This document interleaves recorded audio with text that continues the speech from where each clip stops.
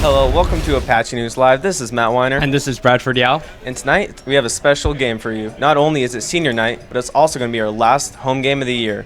So Bradford, following a tough Burbank loss, what are some of the contributions that have led to a two-game win streak against Glendale and Hoover? Yeah, like you said, the Burbank game was a hard loss on our players because that kind of hurt our CIF chances. But instead of falling down like most teams do, we actually rose to the occasion and beat Glendale and Hoover by 5+ touchdowns, which really helped our confidence. And one main thing that I noticed from that was our offense improved so much. We had a better offensive line. Our quarterback Max was just making great throws. Rolandis Whitener was doing Rolandis Whitener, and our running back AJ Lewis stepped up. So as long as we do that tonight, we should be good. Yeah, for sure. And I just have one question for you. We've all heard about Rolandis Whitener and the impact that he's been playing this year. Who do you think in this game will step up besides him? I think it's really going to be Deontay Bevel. I mean, he's shown flashes of how good of a receiver he is over this year, especially against Muir. He had a really clutch touchdown, and he has some lightning flash speed. I mean, he's shown it here and there, and I think if the coaches are able to use him effectively, then he's going to really improve the game, and he's going to be a definite factor, hopefully, towards the win.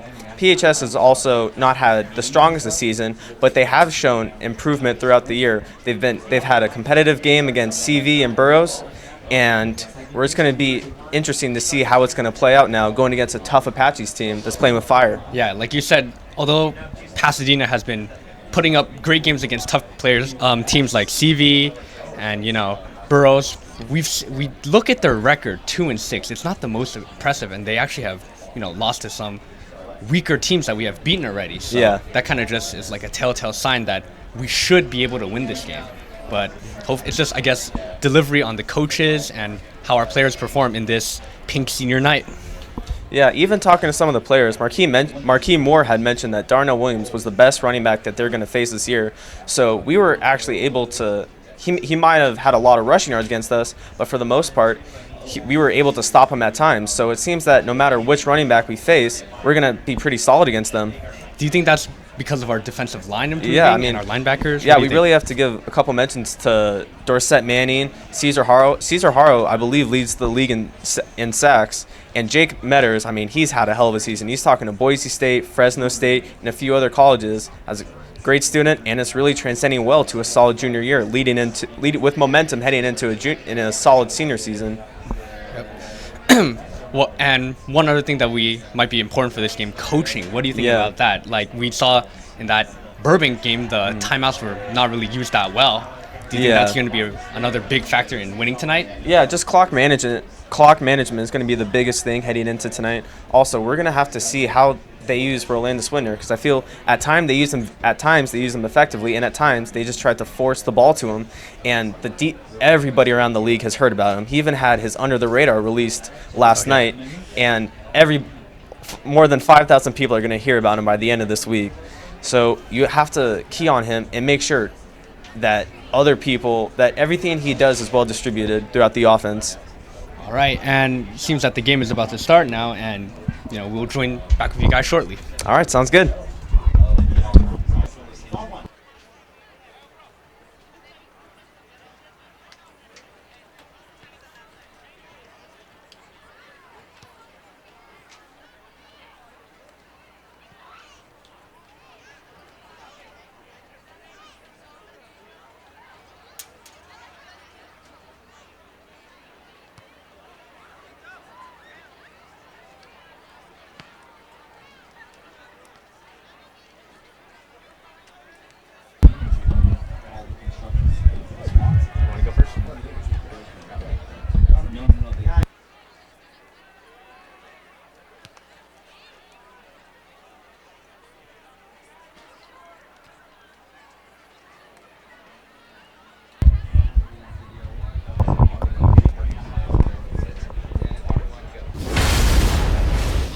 Number 18, Maximilian Davila.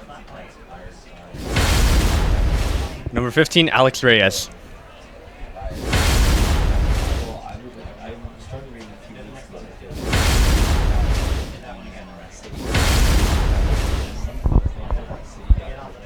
Jake Metters, number 12.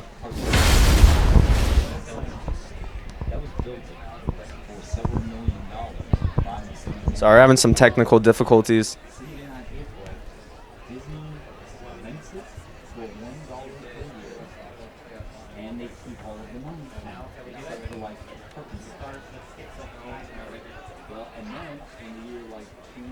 All right, well, sorry for the technical difficulties. Game is about to start off shortly.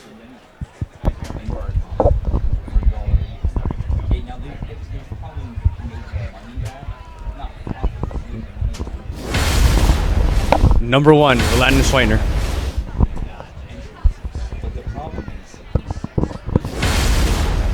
Deontay Bevel, number 8. Dorset Manning Jr., number 52. Frankie Contreras, number 9. Jerry Liu, number 58.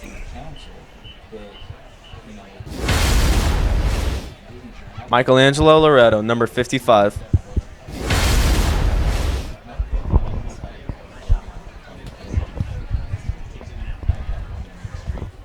All right, here's our world famous band.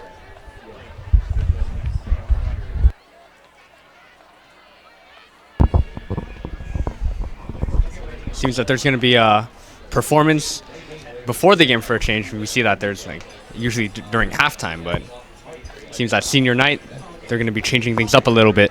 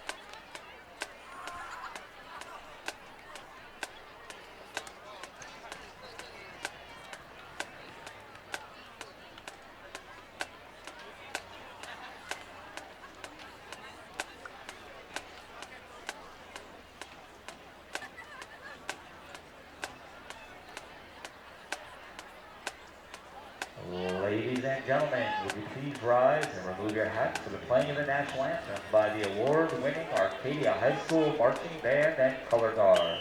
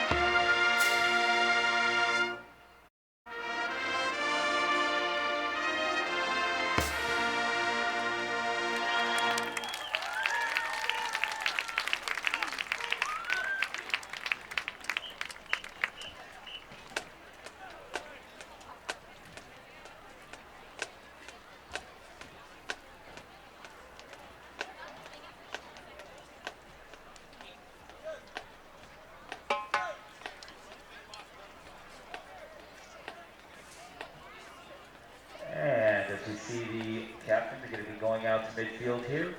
A reminder, tonight's officials are all members of San Gabriel Valley Football Officials Association. Tonight's referee is Mario Miranda, umpire Michael Wallace, head linesman Eddie Gaxiola, line judge Drew Benton, and back judge Robert Plancich.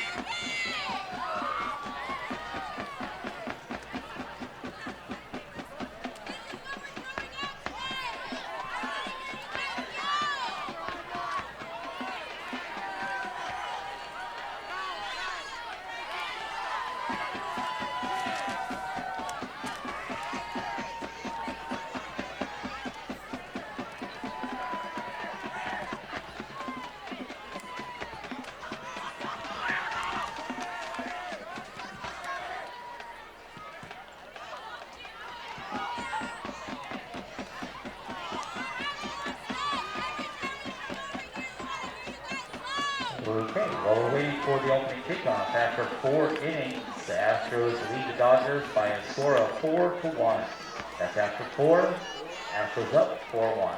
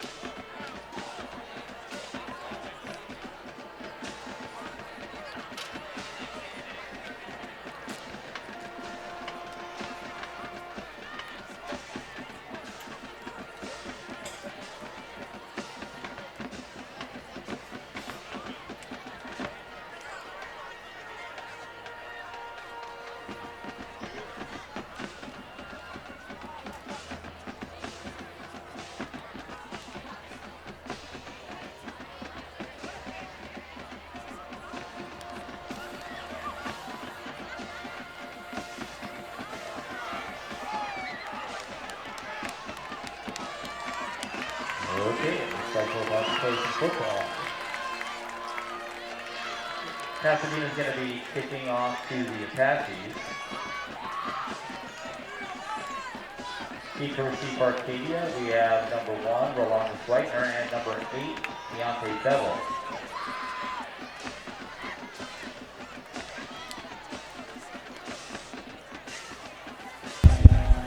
All right, so after a few delays, sorry about that, folks. Our Apaches are looking to receive, and we're going to get a quick start to this game. And we see number 1 again back there, Rolando Schweitner. Let's see if he can take it back. He already has over 3 return touchdowns from special teams. Let's see if he can do it again. Leading the league in a couple categories. He's looking to build up on that throughout this game, throughout the rest of the season. And here we go, folks. And it's a number taken by DJ right there. And DJ takes it to the 27-yard line. And that's a really strategic move right there. Kicking it away. And my bad, it was Deontay Bevel right there. And just smart. Just kick it away from the main target, Rolando Schweitner, and just good field position from a Pasadena standpoint. And we see the offense going out for the first time today. And yeah, we're gonna see what Max Davila is gonna do with this offense tonight. A lot of against Burbank, the last home game, we saw Rolando Schweitner being used in a lot of different formations and getting kind of being keyed on, which after a while the defense picked up on. So I think maybe now they're gonna have him less in the backfield, and more just as a natural receiver in the slot, or just all the way out. Yeah, that was a little bit of an experiment by Coach Pollocky, but didn't really work. That kind of limited the potential of Rolandis, and let's just see what they do today as they see him. All right, Max gets the snap, and it's already some laundry on the field. Might be a delay game. Yeah, it's going to be a delay game. Not how you want to start a game, but what can you do about it? Yeah, just another key issue, if we didn't touch on it, was penalties. We saw against Burbank especially, there are a lot of penalties like this that could have been avoided, and that ended up killing drives. And as long as we prevent that, we should be in good shape, but not a good start, like you said. I mean, a delay a game on the first play of offense is not how you want to start at all. And we're going to see, it's going to be Deontay Bevel. Ball goes to him, 101. And that was 50-50 ball. We got the bad side of the 50. Real good attempt right there by Deontay Bevel. Just at the very end, number 11 of Pasadena, I believe that's Joshua Bluford, knocks it away. And if not, that would have been a big first down for Arcadia. Yeah, exactly. I mentioned him in the pregame right there, and you could tell Max is already trying to get the ball to him. You saw Rolandis below open. Max might have missed them or didn't see the safety coming down. But oh well. Might be a run play to AJ right now. Max sees something, so there's a little bit of an audible. Moves Jake over to the other side of the line. And it is going to be a run to AJ. Doesn't go for much. About 2 or 3. Yeah. Not a big gain right there. And now it brings third and about 12 or 13. This makes it, has to be a pass play right here. And yeah. I mean, we could now we can look for Rose to do his business. They only have one safety back there, so a lot of them are going to have one-on-one matchups that are going to favor them. Yeah, maybe a cross route with those 2 wide receivers confuse them because there's nobody in the backfield right there. Oh, yeah. And we have a screen in the flat. Soroski, and he's taking it. Looking to take it upfield, and he's going. Has a block. The 40, the 30, the 20, the 10, and a touchdown, Apaches. Rolandis Whitner. Almost the 80-yard touchdown. Takes it all the way. 70-plus yard touchdown, but you know what? Are we surprised? Oh, my. Wait, folks. This might be coming back. There's a flag on the 40-yard line. No. I think Arcadia doesn't... It's coming back. It looks like it's coming back. Hold it, folks. And not... it looks like a block in the back. Wow. Going against the Apaches. And, wow, does that turn the game around. But within the first 3 plays, we saw how dangerous Rolandis Whitner is. Yeah, right when I saw, Rolandus Weiner just take that ball, he was gone right away. Just no Pasadena player could catch up to him. But a real silly foul right there by Pasadena. We saw, by Arcadia. It's personal foul, blocking the back. You don't need to do that. Yeah, I mean, but that most likely led to the big play. But I can't tell if it's a first down still. It's just going to be 3rd and 11. But now we're going to have trips right. Yeah, trips right. Max is looking for someone in the flat and steps up, and he is sacked. We're going to have number 52. Number's not listed here. Yeah, there's no listing. There's no listing for number 52's name. We also see number 70, Joseph Abajian right there. And that's one of the big variables of this Pasadena defense are some of these big guys. Joseph Abajian is about 6'4", 350, 360. This is a big boy. He knows how to take on a couple Arcadia linemen. And although it's not on camera right now, we see 2 receivers back for Pasadena, maybe looking at a diversion trick play, and they might pretend like one is going to take it, but it's a good bounce for Arcadia. Yeah, didn't have the best start to the punt, but a great Arcadia bounce right there. And now it's going to be at the 32-yard line. Solid pump by Randy Ludwig with the help of a nice bounce. And, man, with that, it just shows you how one play changes the whole game. We would have been up most likely 7-0, headed in first or third play of the game, touchdown, and now it's called 3 and back. out. I mean, like just 2 penalties already that have killed the drive, as stated before. So as long as we just prevent those ones, we could easily be up 7-0. But instead, it's 0-0 Pasadena ball, and we're going to see their offense for the first time tonight. All right, and in the gun is tough to see his number right now. It's in a double running back formation. And it's stopped.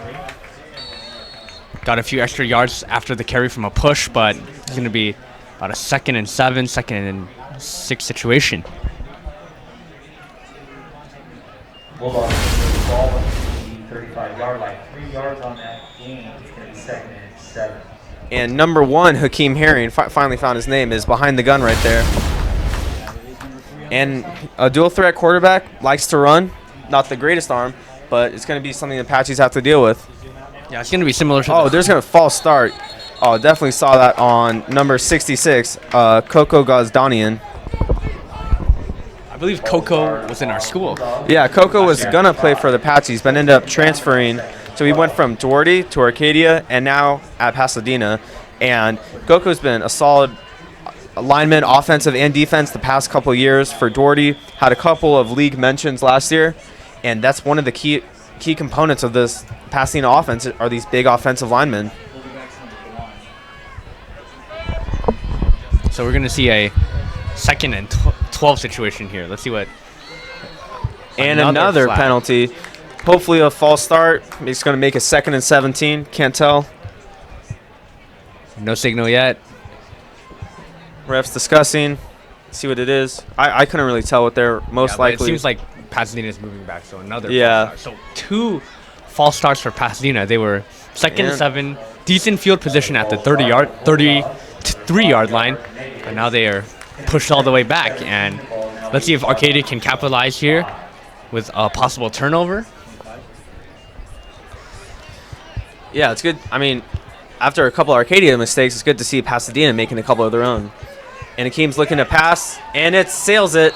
Ooh, looking for number 5, Christian King right there. Yeah, he was wide open. As you mentioned, Hakeem Herring doesn't have the greatest arm right there. And what would be an automatic pass for Max just sails over number 5. And the worst thing about some of those sailed passes is there's always going to be defenders behind him ready to pick that off. Yeah, just imagine if, Rolandus Weiner, maybe Candler Island back there, maybe be able to take that to the house. Exactly. I mean, as a quarterback, you'd rather throw it under than over, just for the sake of an interception. But now we have a 3rd and long, 3rd and 17, and looking to pass again. And he's about to be swallowed. Jumps and throws it, and number 80 trips on his own, Chris Lee. And thankfully it's not pass interference or a tripping penalty on Roski right there. And now we get to see him line up back, ready to return this. Maybe get some revenge on the refs. Yeah, maybe he would be like, take away my 70 yards, I'll create it on my own. Hopefully there's no penalties though, because we noticed in the very first game of the season against LaSalle, we saw Rolando Swiner take it all the way back, but and then there was a flag. Yeah, there was some laundry. And he's going to be taking it from about the 40-yard line, and doesn't look like he's going to return it. Headed there, and yeah, he's not going to return it. And actually, actually pretty solid punt for Pasadena. Yeah, it took a really good bounce and ends up in the Arcadia 30, which is, good punt considering the bounce. Special teams could be the key of the game right now, as both teams might be a game of field position.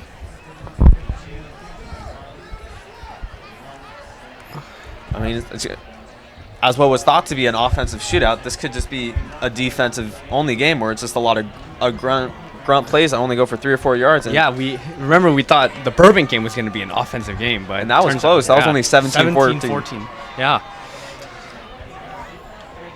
But now we're seeing a more natural form of offense with only one running back there with Max. And usually when AJ's lined up behind Max, it's going to be a run play. See how they started. As they started the mostly last offensive drive was 2 passes and 1 run. Yeah, they're probably going to switch it up a bit. That one running back set, because AJ can get those 4 to 5 yards in the first down of the play to set us up well for the drive. And it is a run to AJ, looking to bounce it, and he escapes. Had Joseph Abajian meet him right away, and then shakes it off, but barely gets to the line of scrimmage. Yeah. We see he's met with big Joe Abajian right there. He gets away, as you can see, but just more bodies and basically no gain. Yeah, tackled by Coco Gazdanian right there. Just the update of the Dodge game. It's bottom 5, 1-4. Houston leading. All right, now we have Max in the gun. Looking to another handoff to AJ, and once again met with defenders. And there is laundry. There's a laundry on the field. Can't tell if it was holding, hopefully going Arcadia way, but this Arcadia run game's not getting off to a strong start. Seems that the Pasadena defensive line is just pretty huge. We see, as you mentioned, number 70 Joseph Abajian, Coco, just huge guys, and seems that Arcadia is kind of struggling with that. Are you kidding me? You are not smart people. All right, and PHS accepts the penalty, moving Arcadia back. And not a strong start to each offense. So it was holding on Arcadia, and it would have seemed, I guess, a better strategy to take the penalty and just kind of have a 3rd and long instead of giving this Arcadia offense 2 more opportunities. Yeah, but I mean, let's see. Maybe we get this passing game started. Yeah, maybe we can see another screen, or it's actually another run. And he's able to get outside a little, but still not much. About a gain of 3, but yeah, they're still short gain. Very, very long yards. As you can see, AJ does want to get past that first player, but again, met with a lot of bodies. Yeah. I mean, it just doesn't look like some of the tackles are securing the edge right there. And if they're not able to secure the edge on a handoff outside, then he's going to get swallowed up. He's only going to have short gains. And AJ is one of the strongest runners on the team, but he only can do so much. And it is going to be a throw now this we're time. Looking for Max to He's throw. He's looking to throw big. And it's caught. And it's Roland. Oh, it's Frankie Contreras going to the 35-yard line. Solid play right there. Max took a couple shuffles, threw it up in the air. Frankie with the great catch. Yeah, let's look at this replay here. A lot of time for Max. Scanning, releases, and we see Frankie just win that. Wow, just snatches it out of the air and looks ahead and is able to gain massive yardage after the catch, about 10 yards. Real good heads-up play by number 9, Frankie Contreras. Look for Max to target him more throughout the game alongside Rolandis. Yeah, he's been a main target throughout the season as well. We keep on hearing about Roski, but in general, we haven't. Frankie's been solid this year. He had a nice touchdown very against underrated. LaSalle and a couple nice tiptoe catches as well. And here's Rolandis Whitener. Roski, and tackled for maybe less than a yard gain.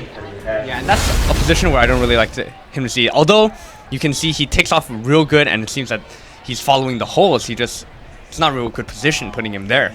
Put him at a wide receiver. The problem is that he's fast, but if they're like he doesn't have the weight yet to avoid some of these big offensive linemen, and it's just something he's going to work on. He's going to work on heading into the offseason. Yeah, he's gaining some weight and muscle. Yeah, I prefer him to see in a wide receiver slot than exactly running back slot. So, but like you said, with improvements and weight, he'll be a monster next season. And it's a screen pass. Oh, not a well thrown ball by Max. He wishes he could have that one back. Looking for Deontay Bevel. Deontay's already a short target, so it's hard for Max to get that throw down. But either way, he has to make it, and Max knows that that's a very easy throw to make. So that puts it in a 3rd and 8 situation right here. And I'd look for Max to throw again. The run game's not been looking too good, but on the contrary, passing has been real good for Arcadia. So on a 3rd and long situation like this, just throw the ball. Yeah, on a trips left. Or yeah, we have a trips left right now. Maybe we could get Jake involved. And we're running it on 3rd and 8. Wow. Surprises the defense. Oh, AJ gives him the work. He took 5. One of the Pasadena defensive men just took 5 fingers to the face.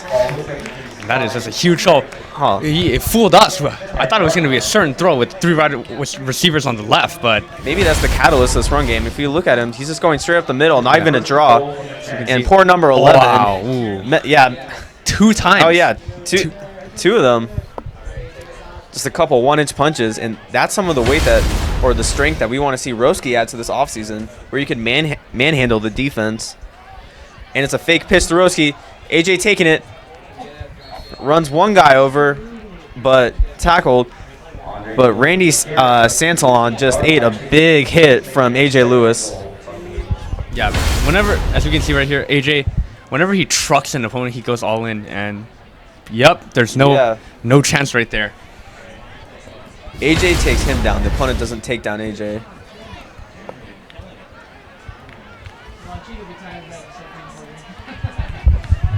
Seems to be a bit of confusion of what they want the play call is going to be, but I look for it to be another run here, as we see. Yeah, it seems like it's working out well for them. Yeah, I mean, they're going back. It's a pitch. Going to Roski. Hopefully he's looking for room. Nowhere to go. Talking about that, we've already talked about that. If we're getting Roski behind the line with some of these plays, they know either he's going to be used as a fake or the ball is going to go right to him, and we're just not getting enough blocking for holes to open up. Yeah, maybe on a situation like that next time I'd like to see Roski maybe on like a fade route, just throw it to him and he will make a play. But by putting him in that running back slot, yeah, he doesn't have much room to do anything. It also starts with the offensive line opening up holes and gaps for him.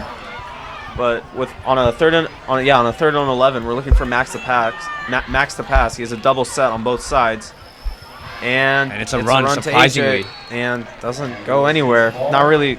I mean, it worked once, but now we're seeing the field goal unit, and that's not very good play calling, to be honest. Just 3 straight runs, very predictable on 2, and just a 3rd and long situation. You don't really want to run the ball there. Unless Coach Maxey saw something on the defensive side called audible, there's no reason they should have ran it right there.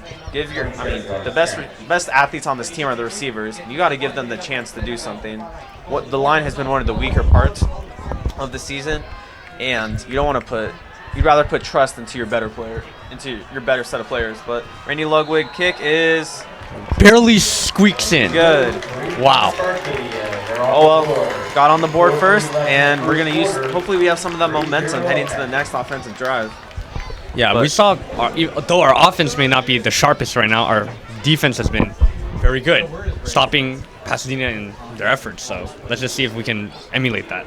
Yeah, until we get some offense going, or at least the run game, it's gonna be hard heading into. Hopefully our Apaches are going to win tonight, but when we play better opponents such as CV or heading hopefully into the playoffs, we're gonna need some of those run plays to work out. We can't just rely on Max to throw it 35 times a game and hopefully hook up with Roski on 10 of them. You know, you got to have both sides of the offense, as obvious as it may seem.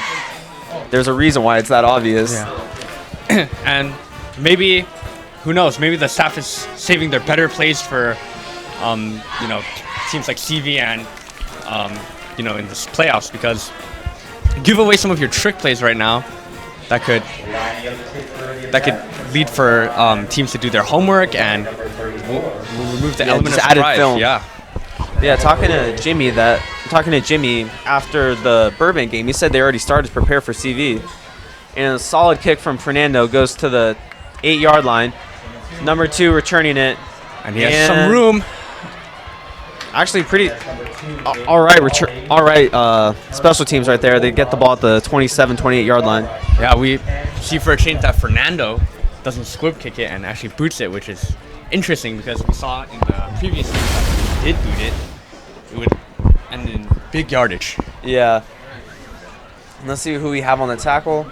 Number 17, Austin Garrett there. Takes a big hit, but hey, brings him down. All right, and this Pasadena offense has some big boys up on the front, but hasn't really done much offensively. A couple bad throws from Akeem Herring hasn't helped them. And it's a run. Oh, number 2, and stop by number 54, Brandon Reed. That was huge right there. Just came off the edge immediately, beat out those big offensive linemen for Pasadena, and just no chance. A loss of about 1 right there. Yeah, number 2, Jalen Jolly took the ball right there and was met with Brandon right there, right as soon as he got the ball. Solid tackle. If we're able to make the tackle on the first contact, that's going to help them so much. And we have to start doing that now because we're going to play better opponents throughout the year.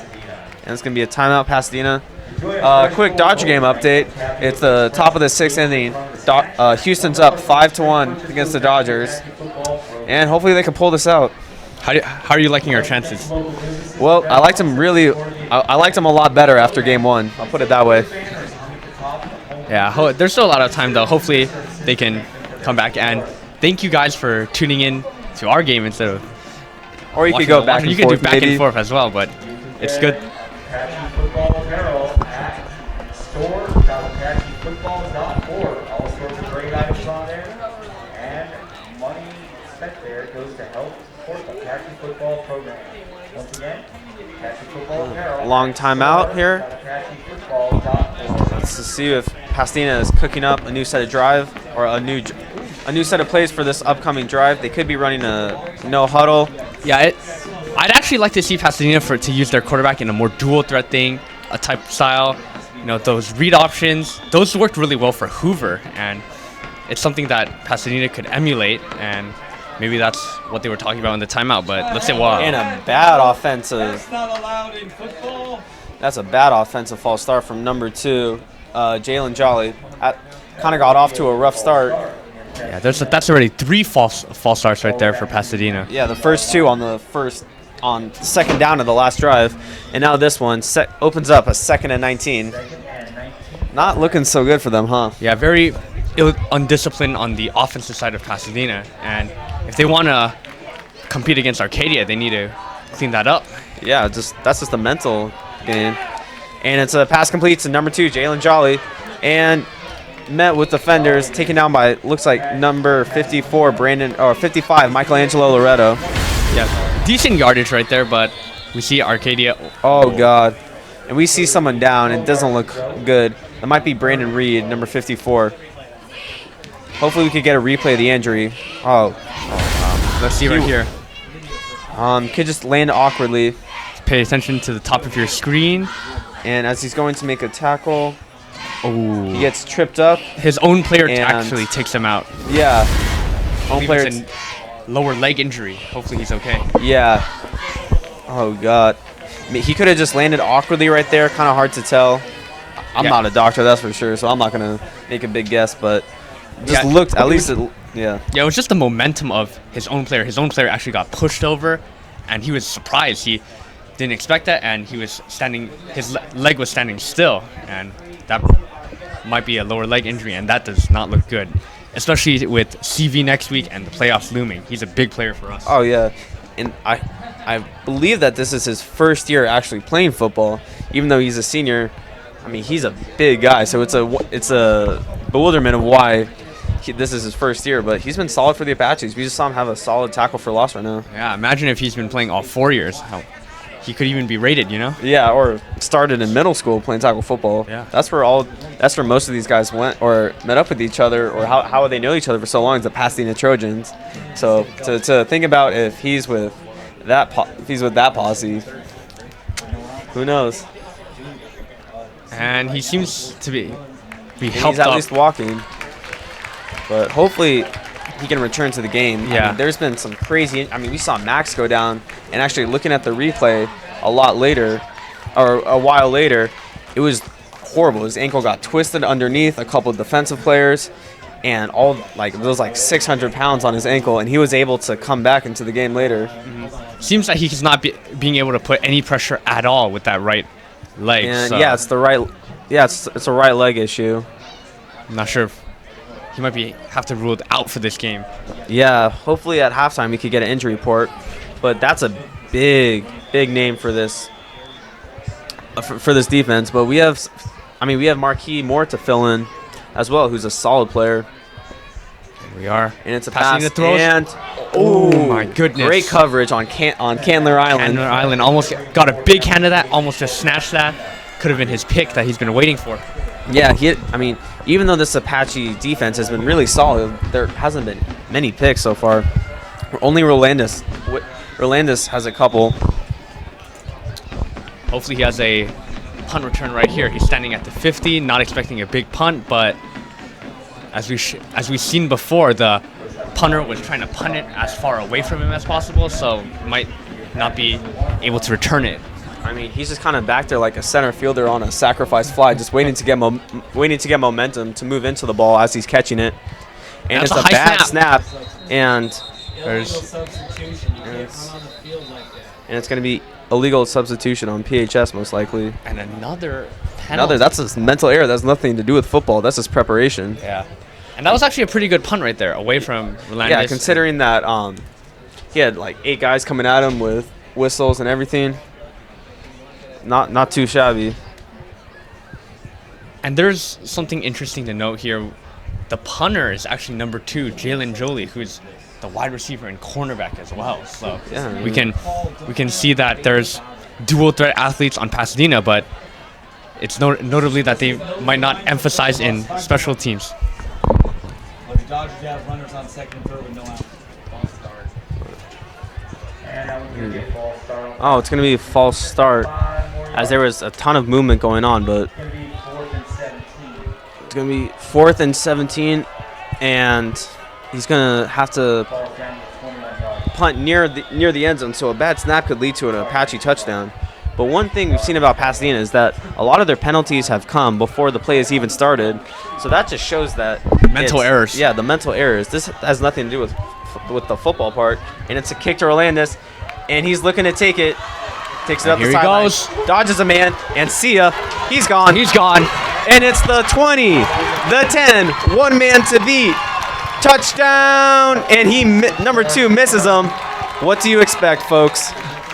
Wow. No flags. Touchdown for your Apaches. I mean, are we even surprised by this? Surprised at this point? Yeah, once he passed the 35, I knew he was gone, but it was very lucky right there. I'm not sure. In the beginning, there was actually a shove by the Arcadia player, and I thought that was going to be a flag, but It might be coming back. Rolandis, I mean, we don't have it on him right now. It's a solid punt return. Starts to slow up. and we see number 2 right here trying trying to hit him, edge, but and he completely misses. Looking Yeah. like a fool. What is he doing? it's hard to tell what's happening. Usually we'd see the field goal or the extra point unit come right out. But oh my God, I couldn't even see where the flag was. I mean, it doesn't even look like there's a flag on the field, but it's coming back. I mean, looking out, there's literally no flag on the field, but somehow it's coming back up. I can't even tell. That's 2 times already that Rolandis Weiner was taken away from his touchdown, and that's just ridiculous at this point. That's 2. But Okay, I did Rob. know, Yeah, you did call it though. Yeah. But man, that's 2 potential under the radar highlight plays. Yeah, that that's they're 2 just huddle zapped takes. away. And it really should be 14-0 right now, my bad, but Yeah, that's just, it's a shame. it's frustrating. And Or you is can it- definitely tell who's the better team of the two, right? Yeah. Arcadia's special teams and defense has been balling it out back there, but When I score doesn't say it. It's going to be a game. As I said before, it's going to be a game of special teams today, and our special teams have won so far, but penalties are restricting us. All right, now we're going to see a trip set with AJ behind Max. It's a run. And he loses loses the ball. And it's a Pasadena recovery. Pasadena recovers. And just like that, two plays can change the momentum of this game. We thought we were going to be 10-0 up. And, he just pokes it out, number 52. His name's not mentioned here. That might be Demir Fisher. Poked it out right there. And then just good heads-up play, I guess, by Pasadena to recover that and just dive in there. But A sloppy play on both sides. Come on, Dodgers. How many runs? 2 or 1? 2 or 1. 2 or 1. And as we see, our Pasadena has great field position right here. But they really haven't done much on offense. Yeah. And it's a pitch to number 13, looking to take it up the and Wow. Jake Metters delivers a blow. He felt that one, but It was a great solid run. 5-6 yard gain. Let's see if Pasadena on this drive can avoid the sloppy penalties, the false starts. Let's look at the hit. boom. Damn. Don't want to go. See some syrup with that pancake.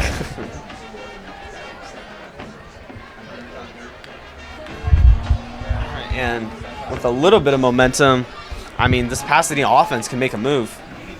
And in a low snap, he's scrambling, hucks it up, and Oh my goodness. That was essentially a throwaway, but he threw in the middle of the field. Easily could have been picked off. And I mean, it just shows that the quarterback just does not seem very experienced. The original quarterback this year was Darren Darian, who's having a solid year, but for some reason, don't really know what the reason was, but ended up quitting, so they had to go to a backup, who I assume was playing a different position before. Yeah, he's listed here. He's an Yeah, athlete, a he's guard. He's listed as a guard, tackle, and athlete.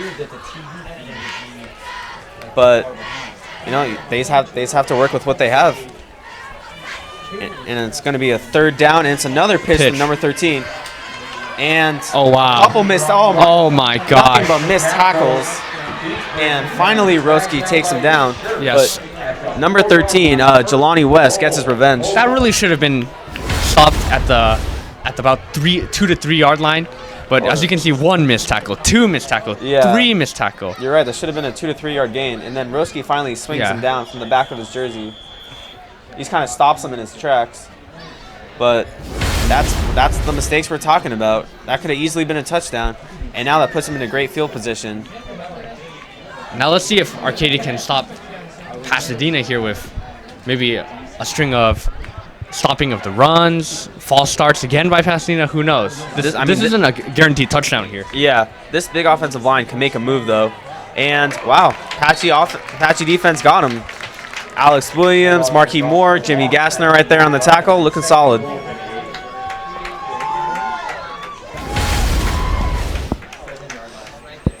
And maybe Wow. their best chance right here is going outside, not up the middle, even though they have Coco Gazdanian right there, ready to make a move.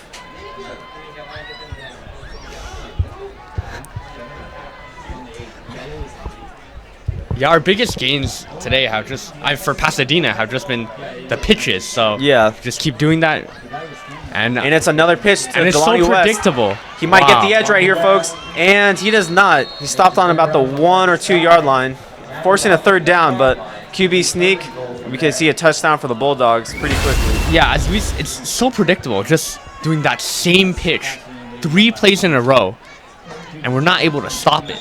I mean, we're not able to stop it, but I mean, yeah, if it's not broke, don't fix it. And that play has been the best for them so far. That's what's worked the most. And they're trying to exploit the outside of the Apache's defense.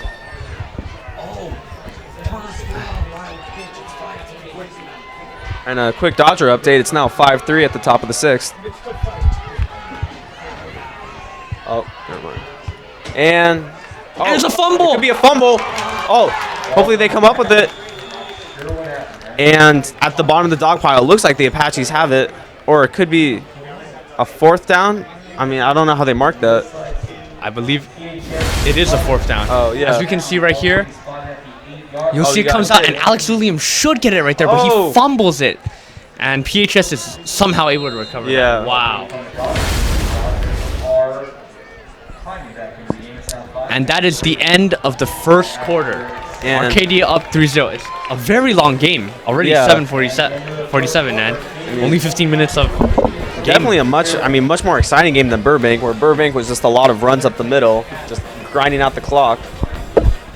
But it's a good time to be a sports fan right now. High school football, the World Dodgers. Series, have the Lakers started off right now, going against the Raptors. And I mean, any really diehard sports fans know that October is the best month of the year. After Yep. that, it's kind of depressing. Not much to look forward to besides the Super Bowl and the Maybe finals. June finals, yeah. May Champions League for soccer. Just Yeah. like you said, October is the best. Yeah. But it's so funny. Our Apaches have been really solid on some areas and really poor on others. I think they were really solid just on their tackling. That's what was helping them kind of keep this Pasadena offense to 3 and outs, not maybe 1 or 2 first downs and then punting, but not so much anymore. Yep. Let's see if they can do something here with this field goal. And hopefully we've seen a couple field goal blocks without the ear. And we know that Pasadena is not the strongest at special teams, as their punter is actually their holder right now. So let's Yeah. see if there's a potential block. And making- Richard or a miss. Moya on the kick. And it's a high snap. And it's bad snap. And that was not good. I couldn't tell if, Alex Williams there on the block. Welcome them to Pakistan. I'm not we can get even a sure if that replay. was a block, however. But that could have just been a straight ground, because that was a high snap. Yeah. He was not able to. Just get anything under anything on it. Kind of get the golf club. Yeah. Just kind of as the golf club elevates the ball. But hopefully we could get a replay. I couldn't really tell what it was because coming out, I don't know if the camera caught it, but Alex Williams was met with a couple high fives from some of his teammates, so I thought he blocked it. But who knows? It was a really awkward play. Nevertheless, a great goal line stance right there by special teams. They had the ball at the 2 at one point. Yeah. What seemed to be a sure-in 3 points at the very least. It's now an Arcadia player. Arcadia possession, my bad. Yeah, and now we have Austin back there with Max. Hopefully he could help this running game. They really need to try anything. And there we go. That's good to see. It looks like it's a Offsides. Yeah. Defense number 4 Randy Santalon got a little jumpy right there. Yeah. And it's going in the Apaches' favor. Or yeah, offsides. And yeah, looking good for the Apaches. Kind of shows the sloppiness of Pasadena. They've given up already 5+ penalties, and Oh, definitely. yeah, just keeping Arcadia in a better position. They could really have us at the throat, but penalties. Oh And wow! it's a solid run. Austin There we Guerra. go. Austin Guerra with the biggest run play of the night by far. Maybe all it needed was a change of scenery back there. AJ Lewis is solid, but Austin gave them something that they hadn't seen. More speedy of a player. We see him evade 2 tackles right there, and just get 20 yards on that run. Real solid by the senior. Yeah, it took them from about the 15 to the 30 to about almost the 40, so solid play. And now we have Max in the gun. Another run play to Austin. And there's another hole. Yeah, stopped for about 3 to 4 yard gain. But that's again positive yardage. Yeah, this run game before with better. with AJ and Roski, they weren't getting any yards. And that's, I guess, the good thing about our team. We have a lot of depth on the running back option. We could go AJ, we could go Rolandis Whitener, and we can go Austin Guerra. So I guess it's just a good problem for the coaches to have. And my timeout on Pasadena. And that's the second one they burned so far. Should really be saving them for towards the end of the second quarter. But Yeah, for I guess the last minute drives.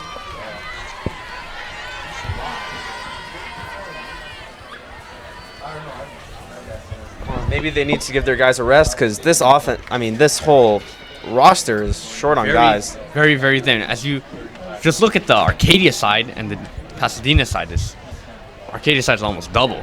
And many of the players have to play both on the offensive and the defensive side of the field. They don't have the luxury of just playing once. So, and even though these guys want to be out there at all times, it wears them out over the game. And depth plays an issue. I mean, we saw against Cathedral versus us when we were going against Cathedral. I mean, they had three third strings at every position. It made it a lot easier for them to sub out guys. Guys were conditioned well, and guys were able to keep on going because all they needed to do was call for a sub, hit their tap their helmet, and get some energy back.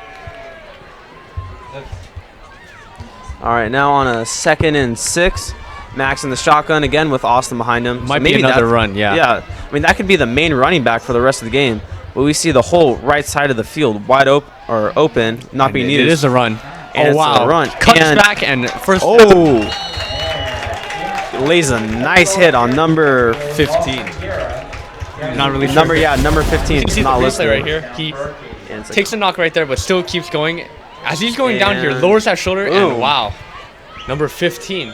Number 15. I'm gonna wake up with a headache tomorrow. Took the shoulder pad right to the face mask. Does not feel well. And we see a new formation right here. We could be expecting a screen pass to Roski. Oh, and he's in motion. And there we go. And Max is keeping it and goes for a big hit right there. Yeah, pretty much no yards. Yeah, first time we see Max run this game, and as we know from the games before, he's very, very effective. He's a solid runner. Once he's more, I mean, he doesn't have the same speed as some of these guys, but he can take it to the house. Yeah, definitely at least a dual threat. Yeah, we saw in that Burroughs game, first play of the game, he just did read option. The read option all the way to the house. Yeah, we haven't seen that being used at all. Now it's a 2nd and 10 with trips left. Max is on Max's strong throwing side. It's going to be a screen. And it's a screen to Deontay and knocked down. I mean, they're looking for Deontay. They're trying to get him involved, but he's just not having the right opportunities. Maybe we could get a replay to see if that was maybe on him. He dropped it, or if someone else got a hand there. But it was just a lot of traffic right there. We saw 3 or 4 players in his way. But now we have a 3rd and long. Didn't help it. Now we have a 3rd and long. And we see Roski on the bottom of the screen with a nice one-on-one matchup. Hope Max might be looking to throw it that way.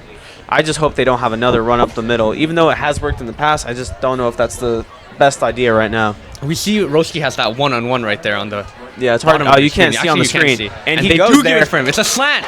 And takes a big hit, but he gets right up. Number 3, Donnie Ray gives him some work, but I mean, even Bradford and I saw it. You can't leave Roski one-on-one like that. Yeah, one-on-one coverage, and he'll burn you every single time. It doesn't even have to be a straight vertical. He just took a 8 and in. Yeah. Solid game. And they leave, and they have the same. Yeah. They still leave him in that one-on-one coverage. Yeah, they might have number 4 come out there and help him if it's a pass play, but to eliminate the inside route. But I mean, he could take him over the top, and the safety couldn't catch up. And it is a run play. Oh wow. And we do see some laundry. Holding most likely. Can't really tell what it is. It was kind of a big cluster right there. I think it's going to be a holding on Arcadia. I saw number 70 of Pasadena just get knocked down. Big Joe, yeah. And waiting for the call here, either holding or defensive holding. It's a holding. Yeah. Holding on the Apaches. Can't tell what number it was. 2nd and 20. But 1st and 20, my bad. Yeah, 1st and 20, but might have been on Marquis right there. That kind of looked like it was on his side of the line. Ball now spotted on the 43-yard line. All right, now the Apaches just kind of have to do it again. And still, again, we see Roski might have a better matchup. He's not as big as the other. Cornerbacks right there. And he's looking Roski's way, avoids a tackle, and oh wow, he somehow gets it, and he's running the other way. He's looking to go. The 5, the touchdown, Rolandus Whitner. I mean, I saw right away, one-on-one matchup, no flags. That is a touchdown for your Apaches. We see this replay right here. Look at Max, he gets Wrapped he up right gets there. hit. He gets hit. And even hit while he's throwing. The ball undercuts him, which helps him out. Fix that one play right Yeah, there. takes And a- look at all that room. You already knew he was gone. Yeah, big Jerry Lou right there coming up for the hit. And he just beats everybody. And he's mocking. Oh, you know for sure he's talking while he's headed into the end zone. That's the type of player Roski is. But we love the swag. And then we have Randy Lugwood on the extra point. Wow. And Another offsides by Pasadena. And in this situation, maybe go for it. For a 2-point yeah, conversion. if it's that close. I mean, now it's 9-0. And making it kind of awkward score. You really don't see 11-0 that much. And yeah, you're right. They're going for it. I mean, why not? They have an advantage. I mean, of course, 1 point is always going to be the difference of a game. But I mean, it could be the difference of Between a loss and a yeah, L. 2 points. Loss and a win, I mean. That's the difference of a field goal. But let's just see what they do. It could be a run up the middle. They've had success with Austin. If they get a nice push on this Pasadena line. It might be a fake pitch to Roski and a run. And Oh, it's a throw to Austin. Austin Guerra. Austin Guerra. And wow, I mean, we're not really seeing AJ much in this game. And now it's kind of the time for Austin Guerra to shine. You see Austin wide open. A great catch and finish right there. He had nobody near him. He was on his own island right there. A solid play. He's having a great game tonight, Austin. And kind of a surprising one, actually. We thought we would see AJ be the predominant carrier, but as we know, It's a game. Yeah, sports are a game of adjustments. Tony Watson was pitching just fine. I took him out, and he just walked it back. Moore just walked it back 4 pitches. Now we're looking for Fernando to maybe he's going to squib it or boot it away. Usually his kicks go to the between the 5 and 10 yard line. Haven't seen a touchback yet this year, but you never know when it's going to happen. But I feel like the squibs have been more effective field position wise than the big boots. yeah, it eliminates the chance of a run back, and that's something that I actually really like, because we noticed that was a problem in some of the earlier games, such as Cathedral, and the scoop kick takes that away, even though they might start at the 30, 40, maybe even 50. Yeah, our special teams was one of the weak spots of the team this year, and even though that looks better tonight, you never know when it could happen again. And it's a big boot and hopefully it doesn't, and it goes out of bounds. Or yeah, that goes out of bounds. So it's going to be automatic At the 35. Yep. And so not what we want to see. I mean, if you squib it, they usually end up around the 25. And just looking, I mean, it's off camera, but looking out at Brandon Reed, he has his ankle wrapped up and everything.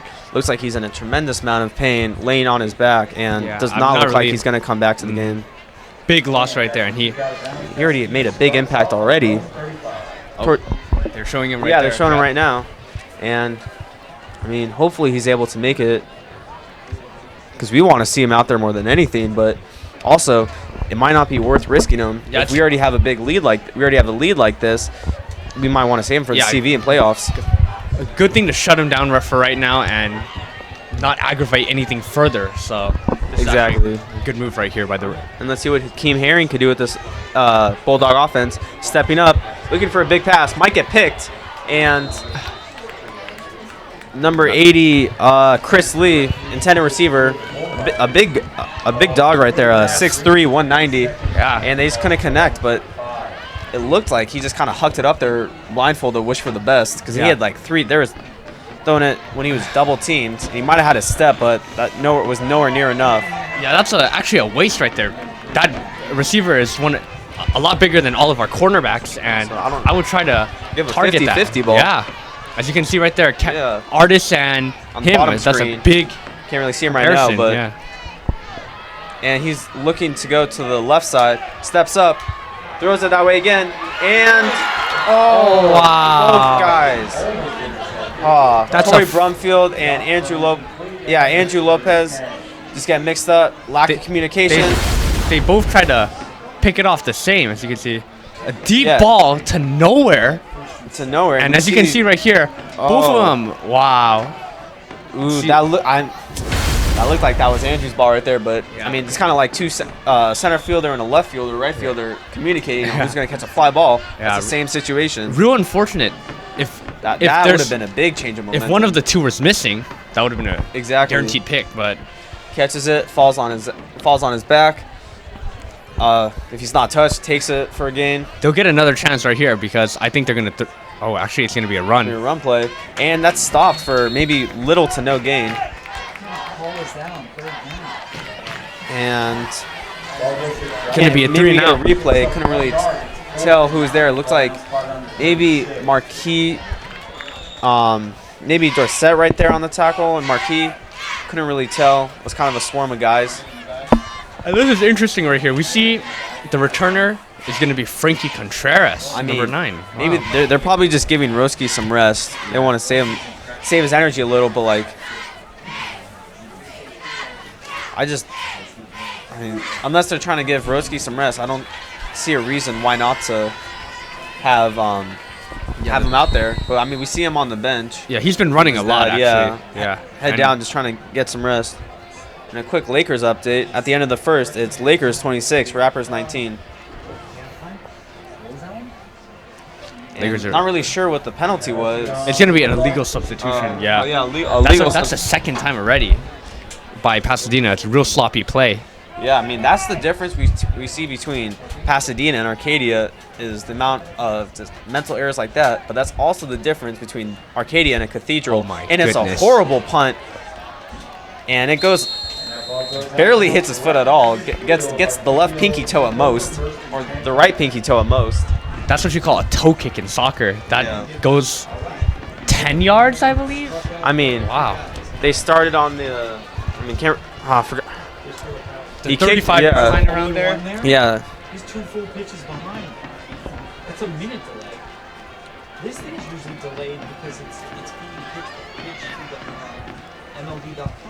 and now we see our Apaches offense coming back out, and we see a familiar face back there, AJ, and hopefully he could have some revenge on this defense. He really didn't have many great blocks on his first couple run attempts, and hopefully they could open up some holes for him, going for a trying to draw a quick offsides, like a kind of an Andrew Luck-esque.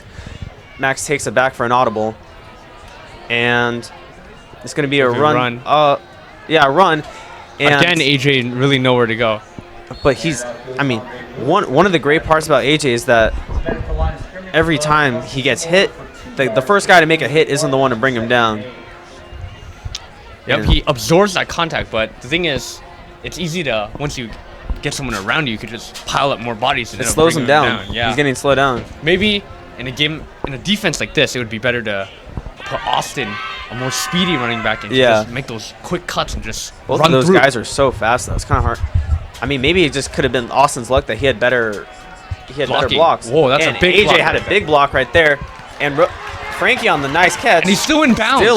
Still in bounds, walking the tightrope, and solid first down.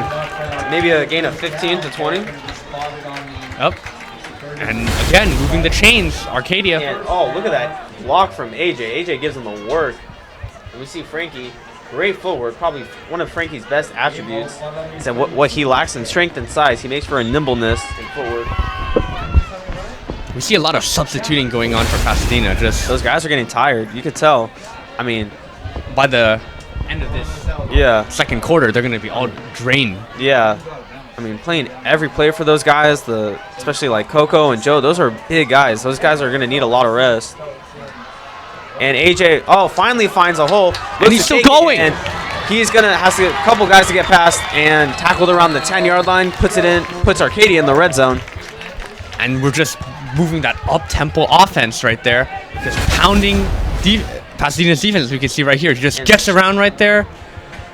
And there's really nowhere. AJ is quite Great blocking Yeah, as AJ well. is quite shifty himself as well. I mean, that's probably one of the most unnoticed parts about his game. Yeah, even though he's 6 foot 190, he's able to shift around players and just avoid tackles. Very, very good. And I haven't heard much about him getting any offers or anything, but hopefully, Maybe in CIF play, a scout may notice him. And yeah, just hopefully pick he him gets a up. couple offers, or maybe goes to a CC then. Oh, and the ball is coming back.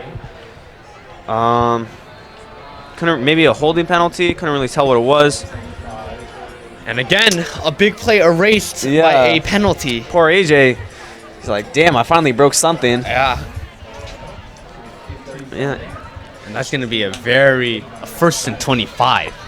So, going to have a lot of Oh God, that yards was. to make up. I mean, what was about to be the 10-yard line, And a sure touchdown. it's now on the Arcadia 47. And I don't really like what these refs are how- calling. yeah, I don't really- I didn't even see anything. I mean, not only did I not see anything, because it's very possible to miss a holding call as AJ moves down the field, but that's kind of weird. It went all the. I mean, that's a 30-yard difference from where they just were. Wait, more than that. Yeah, that was close to a 40-ish. Yeah, it's a 1st and 30 somehow. I'm not really sure how that happened. Yeah. I don't. That's. I don't- And the thing about these referees, they're not even throwing the flags. Yeah. It's almost as if the play, they see a big play, and then at the end they're like, oh, penalty. Yeah. It's just, I mean, of course, since it's high school refs, there's going to be weird things here and there. I mean, even when the NFL had them during the ref strike. And here we see Max looking to throw. And He's gobbled swallowed up. whole. Douglas dropped for a loss. Looks like it's 23 Kalanji West right there. Who we were talking about. We haven't mentioned his name before, but Bradford said that he had a couple, or has interest at a couple offers. Yeah, he has a Utah State offer, and he's actually a 3-star on 24/7 Sports. So he's a player to note. Definitely. Yeah. It kind of shows that this Pasadena team has a lot of talent, but sloppiness and I guess their thin roster. And another flag for Illegal substitution on the apparently what is a legal substitution is going to put them back again. And now we're looking at 2nd and impossible. I haven't seen this. 2nd and 41. Yeah, 2nd and 41. Pretty solid. Well, we're going to need the football gods on our side right now. Yeah, just throw the ball here. I mean, This is one of those where you just look for one of your receivers to have a good matchup before the play even starts. And we don't really see Roski on the I believe he's at the far or at the end. top Yeah, at the top screen. One-on-one coverage. Yeah, Let's see if and it's a screen pass to Frankie, and it's And a it's a- pitch to Jake, which doesn't go. Or wait, oh, it's a pitch to Austin. Austin. My bad. Keep on getting Jake and Austin confused, but doesn't kind of goes for the same Don't spot yardage where at Frankie all. pitched it. As you can see right there, a bit of a trick play. Yeah, but not really. nowhere to go. I mean, it looks good when you're drawing it up, and now we have a 3rd and like 40. I mean, Virtually impossible at this point. at this gotta point you're throw just it kind out. of Yeah. you're passing it for field possession, but giving one of our receivers open room, they could erase this and even score. You never know. They're giving Rolando Sweiner a lot of room, but it's going to be And- a oh, run. it's gonna be a run. Somehow. Though And- Austin does wow. Austin breaks it for a big gain. Though it is a huge gain, that I don't mean, think that's big enough game, for but now it's kind of at an awkward part of the field. It's going to be at the 40, and don't know if they're going to bring on the punt unit or might go for it for the heck of it. But yeah, you can see right here, Austin just Yeah, it finds a takes- lot of I mean, room and is able to squeeze fourth- through right there. 4th and 18 for the Apaches. Doesn't really make sense why they're going for it, because an incomplete pass kind of ruins it. And Max it's is a giving a punt, short yep. punt. Hopefully Frankie gets there. That punt was a little too good, Yeah. but I mean, Max has actually been pretty solid this year on those punts. Yeah, we saw that there was a drop back punt a few weeks ago, and that ended up in the 1-yard line. Yeah, I mean, Max might give a couple of nudges to Randy, like, look what I can do. And with 11-0, with 5:14 in the second quarter, a very awkward game so far, it seems like. A very penalty-driven game on both sides of the field. Yeah, especially in these high school games. There's always going to be a lot of penalties going on as players don't have the best discipline and sloppy plays going to happen. But the penalties have really killed our Apaches, and even the Bulldogs too. Yeah. Nevertheless, though, it's been a good showing from our defense. 0 points with 5:14 left in the second quarter is always good. And number 13 takes it, their best runner so far. And penalty flag around the 20. I believe it's Hopefully gonna be going hopefully back. it's going to be some holding. Headed back to the 10. And oh yeah, looked like there was some holding Yep. on Lugo right there. And Artis. Yeah. And can't really tell.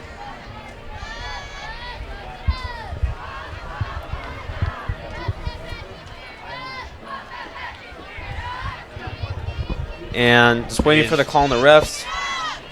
Discussing for a while.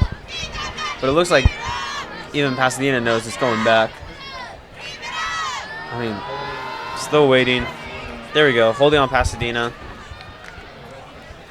And Pasadena looks like they're lining up, but Always one on each. Yep. oh. Seems like so- it's offsetting. There's Yeah. a penalty on Arcadia and Pasadena, so that erases it. And all right, and it's gonna be a run Run. play. And that's a Number huge 13, hole. And another flag. After the offsetting penalties, it was repeat of I think this one's going to be coming back as well. Hopefully this one goes the Apache's way. Yep. Going back to holding. You can And see right there one of the one of the offensive linemen. Get a home run right now. Tag it.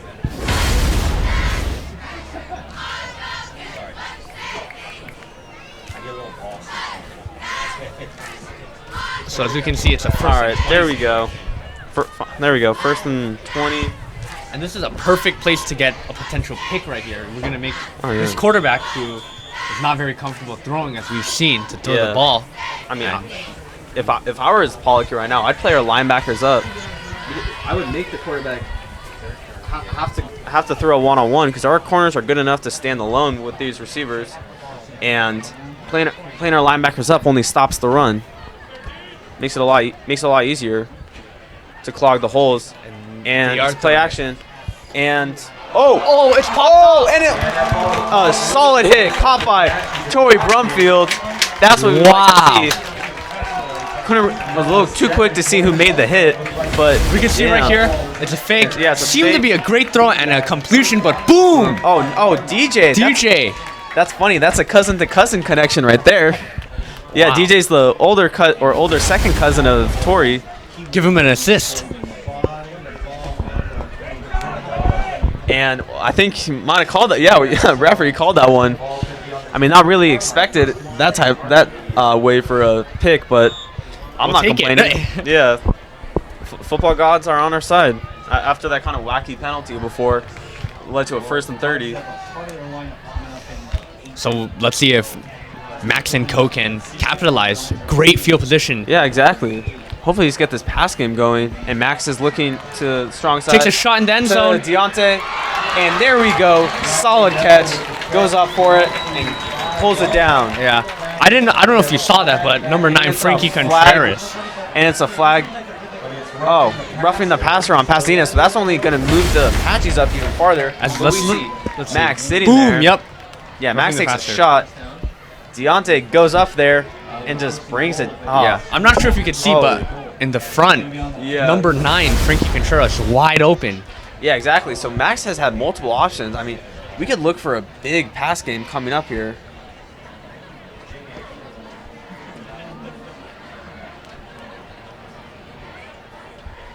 And now it's going to be first and goal on the. Okay, that's roughing the passer against Pasadena, and So it's going to be penalty first happens and goal on the 3. First and goal on the 3-yard line. Yeah, 3-yard line. Hopefully, Austin is. Oh no, AJ's back there. Maybe AJ could just chuck a couple guys and run it in, and they have trips right, and AJ's looking. And that's Penalty, a big flag, yep. touchdown, but there is a penalty, So we have the penalty again. and it looks like it's gonna wait. Against Arcadia. And that's gonna be the third. Yeah, third touchdown taken away. Third Yep. or fourth. Two from- of Roski's. Yeah. Yeah. So this is gonna bring him back to like the 15. Yeah. And it's the 16-yard line. Just ridiculous amount of Penalties holdings so far. there have been this game. Both sides are showing that they're not disciplined. And Yeah. maybe we'll see a throw right here. Oh yeah, we'll Yeah. definitely see Max use his pass game. I mean, that's where he's connected the best. And it's kind of weird. We're not seeing Roski out there but he's making such a big contribution on defense that, well, on special teams as well. And it's a Run and just met with a ton of guys.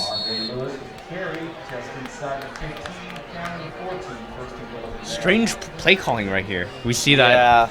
Yeah, not really sure why, but now we have about a second and 14. Yeah, about a second and 14. And we see one of our players hobbling. I think. Yeah, that's Marquis.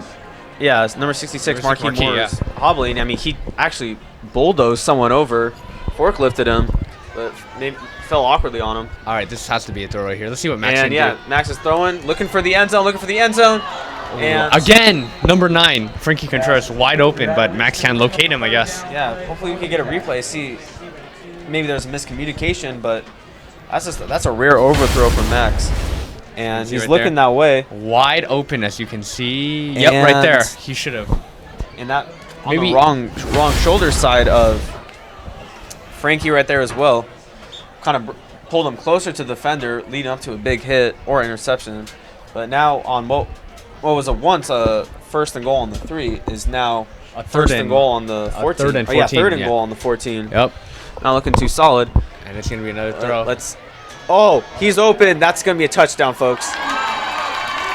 And that's number 8. Said in the pregame, I'm saying it now. Yep. Deontay Bevel, you folks, called it. You know the name by the end of this game. Yep, we can see right here. And Max big throw. Oh yeah, it's actually very high. It's not an easy catch. Look at that full extension. And wow, great reel in. That's amazing though. I mean, people who are watching the game don't realize how much pressure goes on him as he's hitting the ground. It's normal for that ball to pop up, but what a solid play. Said the game in the pregame, and he's playing solid right now. Is that his second touchdown or first? I believe that's his first, but he's made a couple catches here and there. And now the Apaches hopefully are going to be up 18-0 with 3 left in the half. Randy Ludwig on the kick. And going up, and it is good. 18-0, your Arcadia Apaches. And maybe we're going to see Fernando squib it this time, as last time it didn't work out so well. He kicked out of bounds, but not too bad for right now. Yep, 18-0, 3:06 left in the second quarter. Not much you can complain about. I mean, this is the same score they had going in against Hoover, or I believe Hoover. They were up 21-0. It's about the same, and it's just been looking real good. We've been able to shut down the offense, even though they almost scored at times. Just real solid play from the defense, and it seems that the offense is picking it up. In a quick Dodger update, it's 5-3 in the bottom of the 7th, with the Astros still leading. And Fernando's ready to kick it. Hopefully it's gonna be, and it's a big boot. And there's a flag somehow. And thankfully there's a flag, because that also went out of bounds. So even in the kickoff, there's flags. Yeah. But, I mean, no matter what, it's going to be re-kicked. Can't decline anything. You can't, most likely, I don't think you can decline the offsides on the kickoff. So hopefully now, since he was dropped back 5 yards and also kicked it out of bounds again, hopefully he just squibs it up the middle, takes a nice bounce, and Apaches could take him down around the 20-yard line.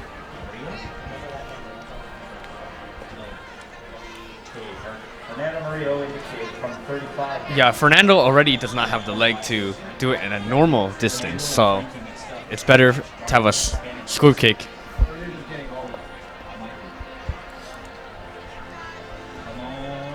All right. Now let's see him kick it away. Hopefully. And again, it's a big boot. And right to number 2, recovering at the 15-yard line, looking to take it up with a lot of momentum. And met with a wall of Apaches. Looked like Alex Williams right there on the stop. And probably, I think that's the best field position, or the worst field position they've had. Yeah. After a kickoff. Despite that penalty, actually. Yeah, you can see he's at the 20, but he's immediately met with Arcadia. First it's, number 13, Kenneth Ruano, has the first hand on him, kind of trips him up. And then Austin and Alex are right there to finish the job.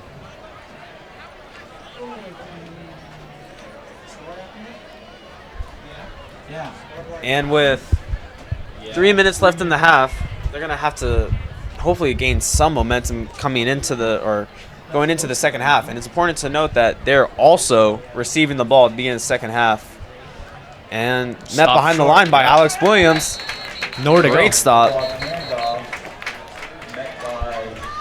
Number 2 right there, right? Number 2. Yeah, Jalen Jolie. number 19. My bad. Nile Rasika or Niall Rasika was first met by Daniel Rodriguez Alex, Daniel, DJ. It's a all huge the pile stuff. of Arcadia players. Yeah. And here's the thing, like we could see the ball back, get a few stops, maybe use one of our timeouts, and maybe 3 and out right here. Pile it up to make it a 4-possession game. It would be very nice. Forcing them to throw is going to be a key, and because they're just going to run. Oh wow. And That's a the huge run roll. works, But but there is some laundry. And number 13, Kalanji number 13, Jelani West has a solid gain, but looks like it's probably going to go backwards as Pasadena is already moving back. And let's see what the call is. It's going to be a chop block. Let's see. And might be in the bottom. yeah, it could have been at the bottom of the screen. It could have been hard to tell, but basically, chop blocks are kind of hard to distinguish because it's when a player goes for the other player's knees or lower legs in order to take him out. But it's kind of confusing. Like sometimes it's there's a legal. gray area of just Yeah, trying to there is a decide gray that, area. yeah. It's kind of like oh shoot, forgot the name of it. But yeah, it's kind of a gray area type of penalty. And instead of kind of like grounding. and instead of a 1st and 10 for Now it's a Pasadena, 2nd and 27. And he trips. Oh, it's a fumble. And it's almost like it looks like AJ just kind of picked him up and tossed him a little. As you can see right here, he just tried to get it out. And AJ shoves him. And this is what hopefully we could get a stop right here because we're going to have to force him to throw. Yeah, maybe get a stop and we can see Mr. Rolandis Leitner take it back. Rossi's getting his rest, or He's out Rossi there was right resting on the offensive side at least. It's gonna be a timeout. Timeout on the timeout on the Apaches, getting them to rest. Halftime, going over and visiting the concession stand, and Planet Cookie's got a stand over there. Got great cookies. And forcing them to throw is what the Apaches, or that's what the Apaches wanted to have happen right now. Because they haven't completed much passes, and an incomplete pass not only stops the clock, leads to a 4th down, and they're going to be in great field possession already. The ball's on the 12-yard line, so they're most likely going to have to kick if it's an incomplete pass from their own end zone. I'm liking where Arcadia is. Either way, force the guy to throw. He's probably not gonna get anywhere with it because of his arm. And even if he runs the ball, just stop him, take a timeout, and make him, punt, and we'll still have about a minute left. Oh yeah, definitely. Yeah, with 1:32 left in the game, it's very possible for the Apaches to score again. That's terribly biased of myself.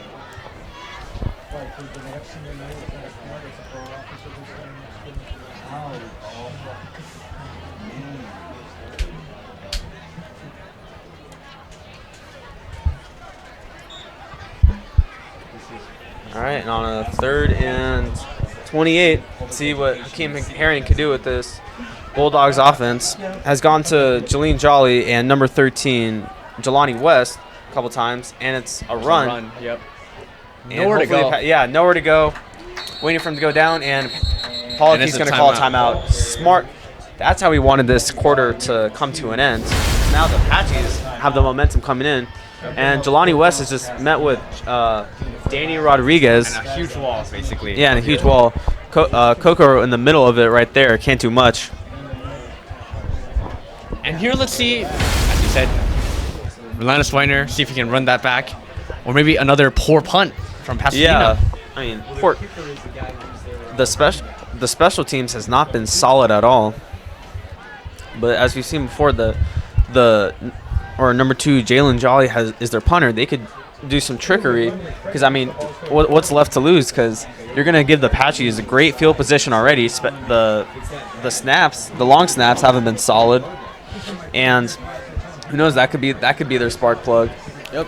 That is something you cannot rule out, especially being 18-0 down. And you Yeah, you have it's a nothing to lose. Lose-lose situation. So, Yeah. Why not try something if you're the Pasadena coaches? I mean, because look who he has to kick it to. That's not someone you want to kick it to. Yes, she is. Yeah, Brandy, she writes songs, don't you? Yeah, Brandy might have been right before it came. My friend teaches at the Dos Cobos High School. Katie Perry did for concert. Because she went to school there before. All right, well. Going to school together. maybe we Now can get we're- a block too. All Let's right, not now we're rule waiting. that Yeah, out. so he has to kick it from his own end zone. A bad punt could either lead to a safety. Apaches get the ball back. Or in. Oh, it's a bad punt. Roski touches it, and it's gonna and knocks down a couple of his own teammates, like some bowling pins, and That was actually a really funny sequence. yeah, it was a really awkward sequence. Jumbling the ball and ends up actually getting positive yardage from it. Let's see right here. And I mean, that was not He kicks it with his foot and then he Kicks actually it picks it up. and never had has a full control. Yeah, but as a scout watching that show a lot of discipline. Is there another penalty? Can't tell what the refs are discussing, but Questions here. They're talking about that. They're talking. He touched there, but waiting for the refs to decide the I spot. don't think you're allowed to kick it for a forward gain. But they're gonna do it. And the ball's going to be spotted If I at kicked it, the ball's spotted at the 27. However, it could change at any moment. Yeah. okay, so it looks like the ball's Well, right now we're at the 27-yard line. 116, plenty of time. We even still have one timeout, so maybe just We've look seen at those. Max throw the deep bombs. I mean, now we have Roski one-on-one at the bottom of the screen. I'm not really sure why they're leaving him open. Like, Yeah, I mean, come on. They might get safety help, which frees up the other side. and they do look And- for him. Yep. The one-on-one matchup, swallowed behind the line, On the striker is met just after the catch. and a timeout is not taken. Of a fraction of a yard, maybe second ball. And they're looking for a hurry-up offense. They might spike it. I think Oh, they're not just gonna, going. Oh, they're not they're going gonna to use spike an it. audible. They still have 54 seconds, Yeah, so I mean, they still have a good amount of time, but time is ticking. and he's gonna take a deep And- shot. Touchdown. And Maximilian Davila goes to Roski for the touchdown. Second of the game. Really should have been his third yeah. or fourth of the game. Oh, yeah. Fourth. Fourth, I believe. Yes. Yeah. But As you can see the Max is- replay right here, scanning the field. Wow, And- wide open. I mean, What are they doing? This is a Secondary. Swiss cheese defense. There's holes all over the place. This secondary for Pasadena has not been the best. Wide open against the player that you scout against is not a good look. I mean, I just don't see how you can leave Roski with the same one-on-one matchups. Because, I mean, it makes sense for the safety to come down and give help, but that just leaves the other side of the field open. And the one-on-one matchups have not been solid at all. It's always been an Arcadia favor. And Randy Ludwig kick is good. All right, now it's going to make it 25-0 Apaches. And, damn, this could not looking too pretty for Pasadena with with shaky offensive game at first, especially on the rushing side of it. Apaches look solid now. Our defense has been lights out all game.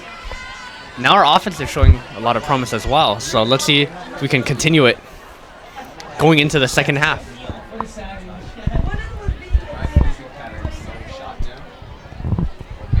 And now we're waiting for Fernand. I mean, I guess we're not going to see a squib. I mean, we should see a squib kick to waste some time, but he might just boot it away again.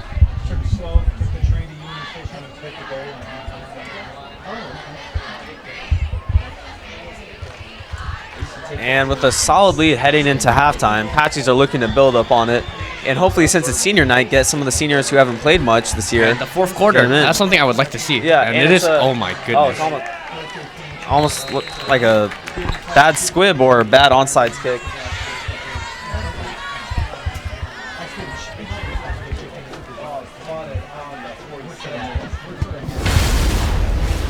Yeah, just did not hit it solidly at all. I mean, for the squib kick right there, you're supposed to hit the top half of the ball, and it's just going to kind of roll over. Yeah, just keep rolling it. Maybe high Yeah, then- bounces, you know. Just Yeah, exactly. anything with that, to be honest. Kind of like a ground ball in baseball, just bouncing and carrying forward momentum with a spin, kicks the ball up, but that wasn't it. Let's see if Pasadena tries to do a few throws. And oh gosh, another penalty. Looks like it's going against looks like it's going to go against Arcadia. Couldn't really tell. Didn't really look like any of them jumped at all. I don't know if they lined up offsides already. Could have been a neutral zone infraction. Yeah. So if I'm Pasadena here, maybe take a shot, but they might get a pick. So who knows what's going to happen.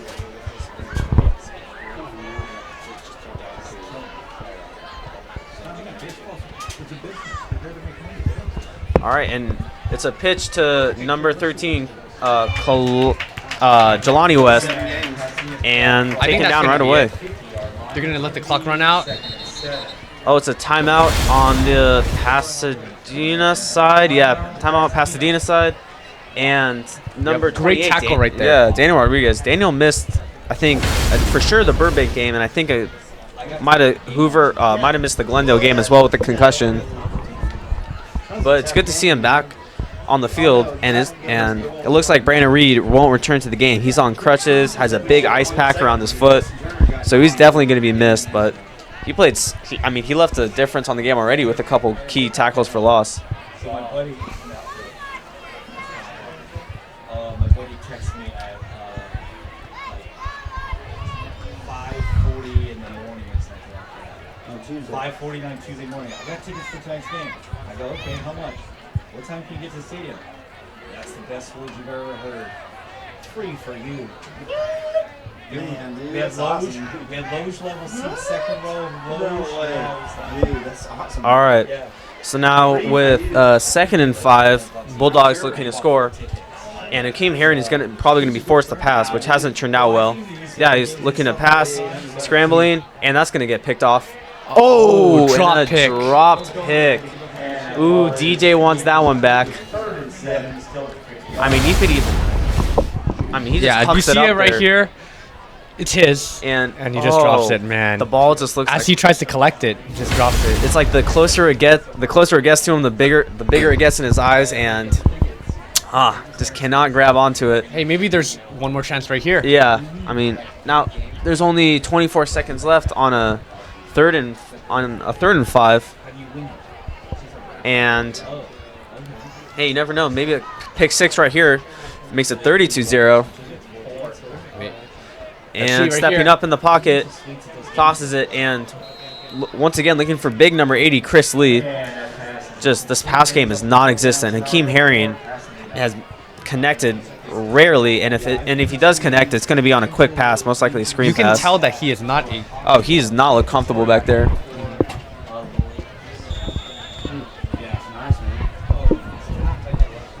And on a 4th and 5, they're looking to go for it, of course. There's nothing to lose at this point. Yeah, there's nothing to lose. Maybe Apaches get it. They might just kneel it, head into halftime momentum. Maybe But, even try to run it up. Actually, yeah. if they get a stop here. Quick hand off the middle end. To Jalen Jolly, it goes right there, swallowed whole. And I don't think that if there's 11 seconds left. Let's see what Arcadia does. Might be just a knee. Yeah, with 11 seconds left, it would be surprising with how much they're up by. It doesn't really make sense for them to go for a big Hail Mary just for sake of injury and everything, but who knows? You're either going to see a big Hail Mary, knee, or a run up the middle just to end the game. About 45 seconds to a minute. That Pete was going to get that one right there. Don't worry. And he gets out on the next day. So Strickland's still in. And at the end of the 7th, the Dodgers are still losing by 2, 5-3. Oh, and it does seem like we're going to be running a play here. Yeah. Not sure what it's going to be, it's but a trips right, and it is going to be a big Hail Mary, and Max loses it as an awkward turnover right there, and with And I 3 believe- seconds left, it's Pasadena, Pasadena ball. That's exactly what we did not want to happen. I mean, if you're the coaching staff, just take the knee and let Yeah. your guys rest. There's really no What's the need. point? That could have been a grand slam. He's like, look how close that was. Oh, man. When you just said that, I was like, are you sure? I mean, now it's Pasadena's turn for a Hail Mary, but I just don't see the point. I don't see the point of that play.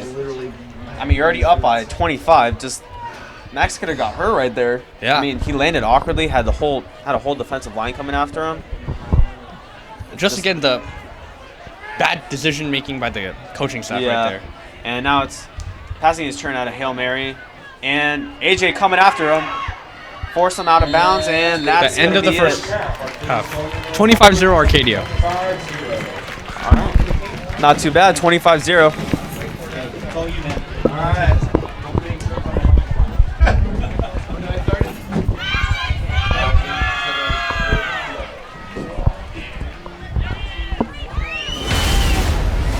And a solid first half from the Apaches, up 25-0. The Bulldogs look pretty. Offensive game looks pretty weak today, and now we get to see what they get to do in the second half. Yeah, we saw a great show from the defense from Arcadia throughout the whole game. Shut them out, 0 points. And although our offense kind of started a bit slow, we did really well to All right, close it. looking forward to it. All right, now we're going to send it down to Clara with the interview. Hi, I'm Claire, and I'm here with number 8, Deontay. So, first quarter, there wasn't very much offense on either side. Second quarter, you guys changed to turn things around, and you scored a touchdown. What changed offensively to make that happen? Well, our offensive line started blocking much better, started throwing the ball more, started blocking more, and it just happened. We used our play, and there goes the scoreboard, 25-0. And to keep the shutout going into the second half, what are you guys going to keep doing defensively? Keep pounding the ball, keep throwing the ball. Defense going to keep stopping them. Thank you, and good luck second half. Thank you. Thank you. Back to you in the studio. You're good.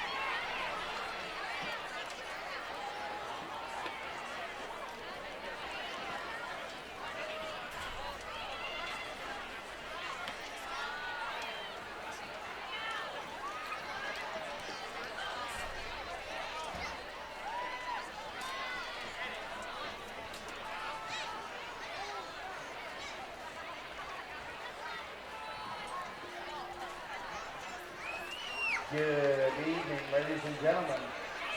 Thank you so much for being here tonight. Football team has done a great job tonight. Got a big win coming up here, 25-0. Very good. Please welcome your hometown, home school, Arcadia High School marching band and color guard to the field.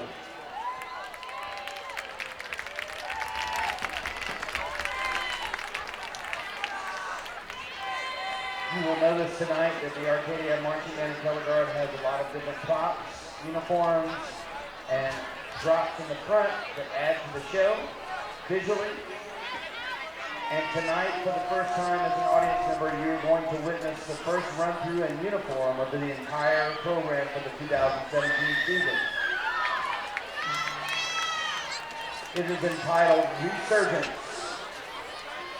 and it is based upon the music of Igor Stravinsky's The Firebird Suite.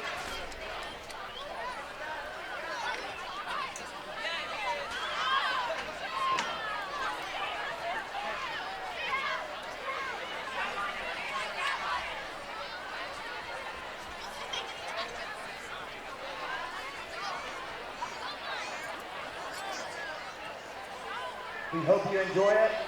Under the direction of the drum major Dana Cho, we would like to present the 2017 edition of the Arcadia Apache Marching Band and Color Guard with their 2017 production, Resurgence.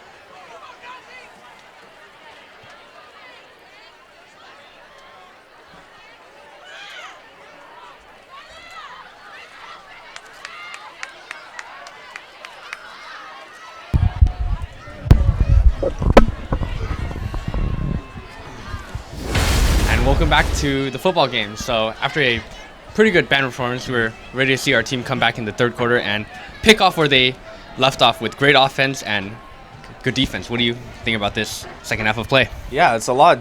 I mean, I guess it's what we expect. It's a half of a shootout, I guess. It's one-sided. But yeah, it's a solid play on defense, solid play on offense. Special teams especially has been great. I mean, Rolandis Woodner, we're going to talk about him all the time, but now we get to mention another name, Deontay Bevel, who's been equally as solid and has a touchdown himself with some great catches here and there. Yeah, and I guess one thing to note for this half is the penalties. If we can shorten that up, we can be up even more and be able to play the seniors in the fourth quarter. Yeah, definitely. It's interesting to see how, as the game progresses, how our offense changes. For example, we saw Charles or Austin Guerra come in for AJ right there, and he had a couple great runs, probably ended up with about 6 or 7 rushes for close to 55, 70 yards. And then we put AJ back in, who also had a couple nice runs himself. One of them was brought back, but in the end, it worked out pretty well. Just making adjustments here and there has really helped us get to a 25-0 lead heading into the second half. Yep. And we will join you with commentary shortly when the game starts. All right.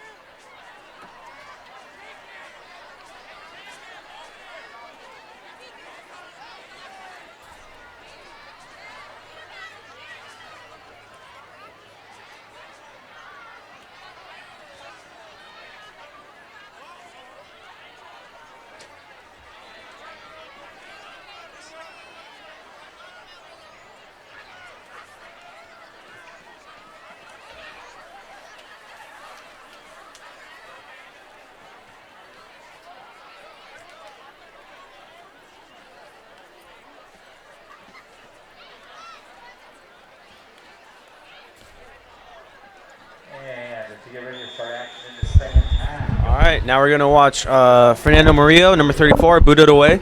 And let's get the second half started.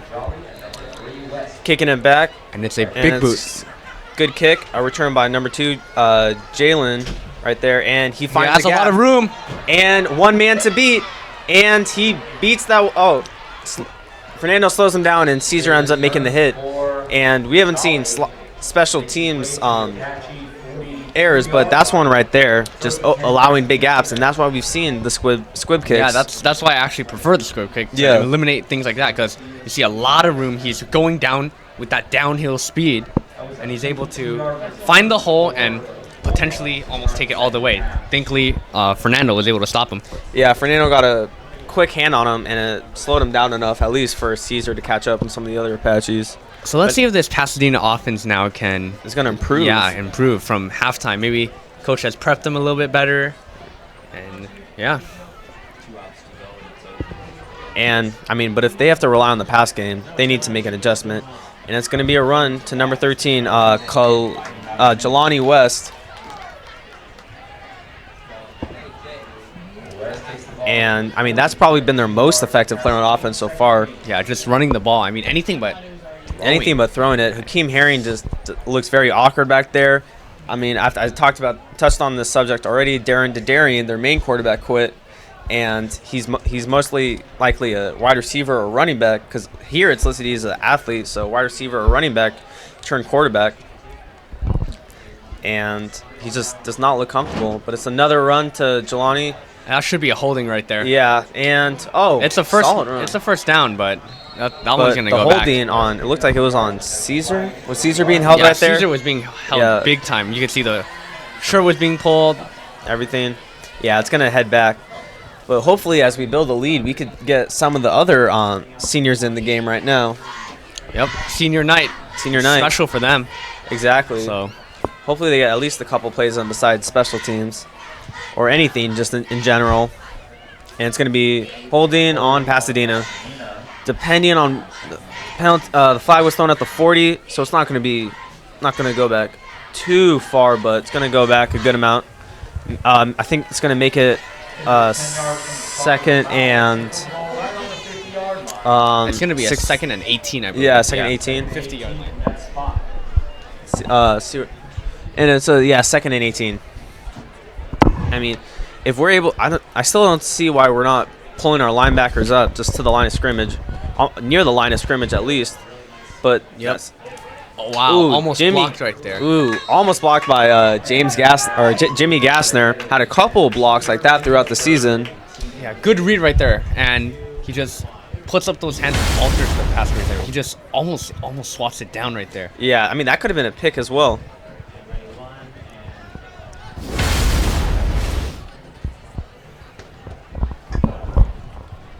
And now it's going to lead to a 3rd and 18, definite passing situation. Just does not look like this Pasadena offense is improving much. But we have to give credit to the corners. DJ, and especially the Candler Island, solid. And it's going to be a run up the middle. Axel Cruz was holding on for dear life. And it was a decent gain, but yeah, still going to be above 10 yards. And at this point, Pasadena is punting it, but they should really be going for it. Yeah, I mean, especially for how sloppy their special teams game has been. It makes no sense. I mean, there's been nothing but it's either a bad punt, bad snap, or it's a combination of a bad snap and bad punt. I'm not sure what's going to happen here. I think there could be a bad punt here. Ooh, right here. and we don't. Oh yeah, it's gonna be a penalty on Dorsett, or for how bad of a punt that was. It's gonna be a penalty on Dorsett for not getting off the field fast enough, and it's gonna be. You're gonna see. It's gonna go the. I'm not really sure what's going on right here. Well, but I mean, I don't know if the camera caught it, but on the field I saw number 52 Dorsett Manning coming off the field, and he was so he was snapped, or he was the ball was snapped before he was able to make it to the sideline.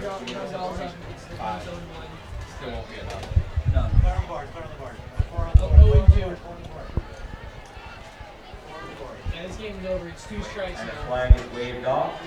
Means Arcadia is taking over first down from their own 32.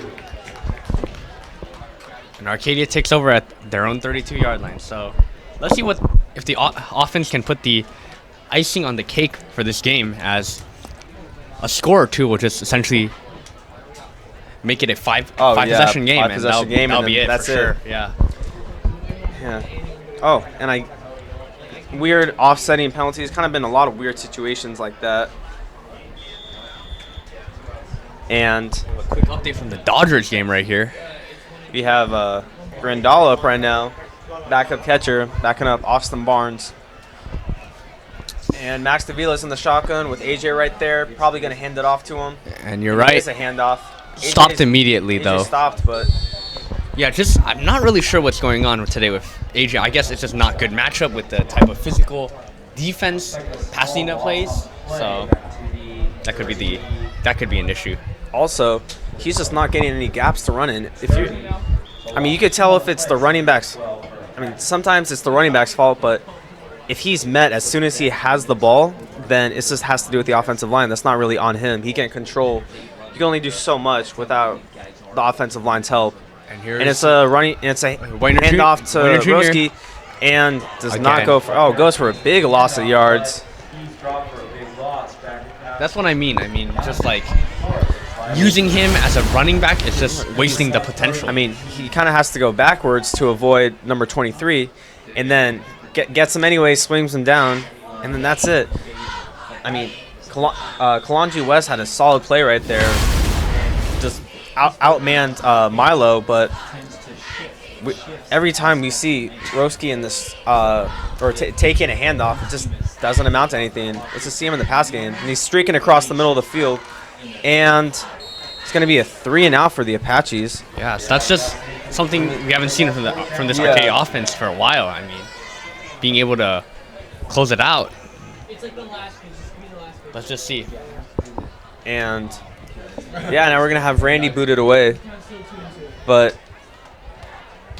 it's definite that Brandon Reed will not return this game. He's wrapped up all the way with crutches. He's taking his jersey off. Yeah, just wearing his undershirt. Sad to see. Hopefully he's healthy enough to return to CV or at least the playoffs. As I assume we're going to end up with a dub this game, allowing us to get in. And Randy Ludwig looking to send the moonshot. And a pretty decent punt. Yeah, it takes a bad bounce though. Takes a bad bounce back, and that's Ludwig in the punt. We've seen some really solid Randy punts, but there's been some mediocre ones with really good bounces, and when the bounce doesn't go his way, it doesn't lead to great field position. And for a change, Pasadena again starting off very good field position. Yeah. Let's see if they can capitalize. Pasadena really has no excuses for this game because they've started off past their 50. On the Arcadia side of the field, over and over.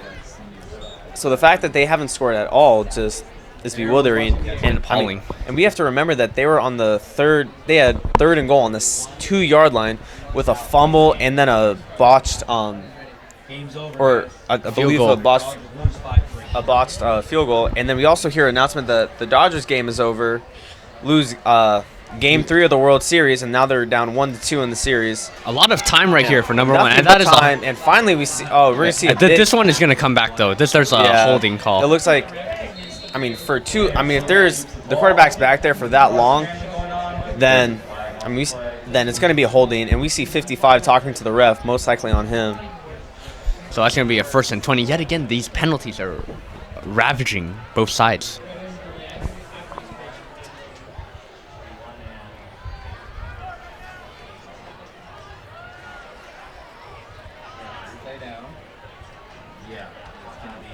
And now it's going to be 1st and 10. We're starting off at 1st and 10. Not sure how far the ball got moved back. And it got moved back a big distance. So it's going to be 1st and 27. Huge loss right there. Yeah. Because, again, let's see if Pasadena can be more disciplined. They had great field position, but long yardage now. And, that was not a PI, not a good call right there on Artist, but oh well. Wow.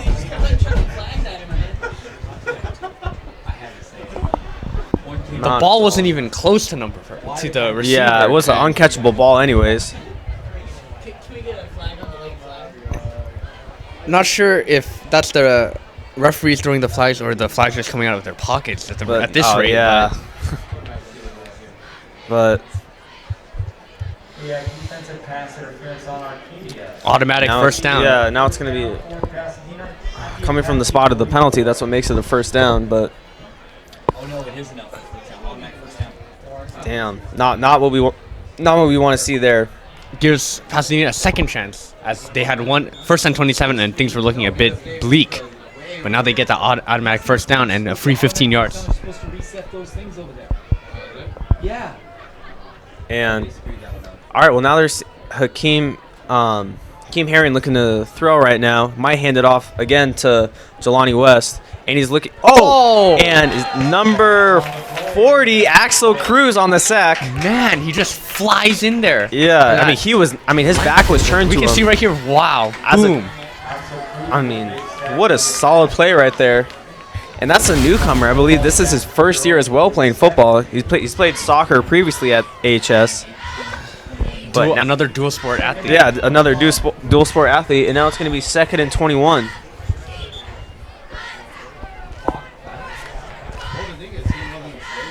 And this pass game has just been horrific for the Bulldogs. They've been able to get nothing started. Yeah, it's better for them to run in this instance because they pass, they have a risk of throwing a pick.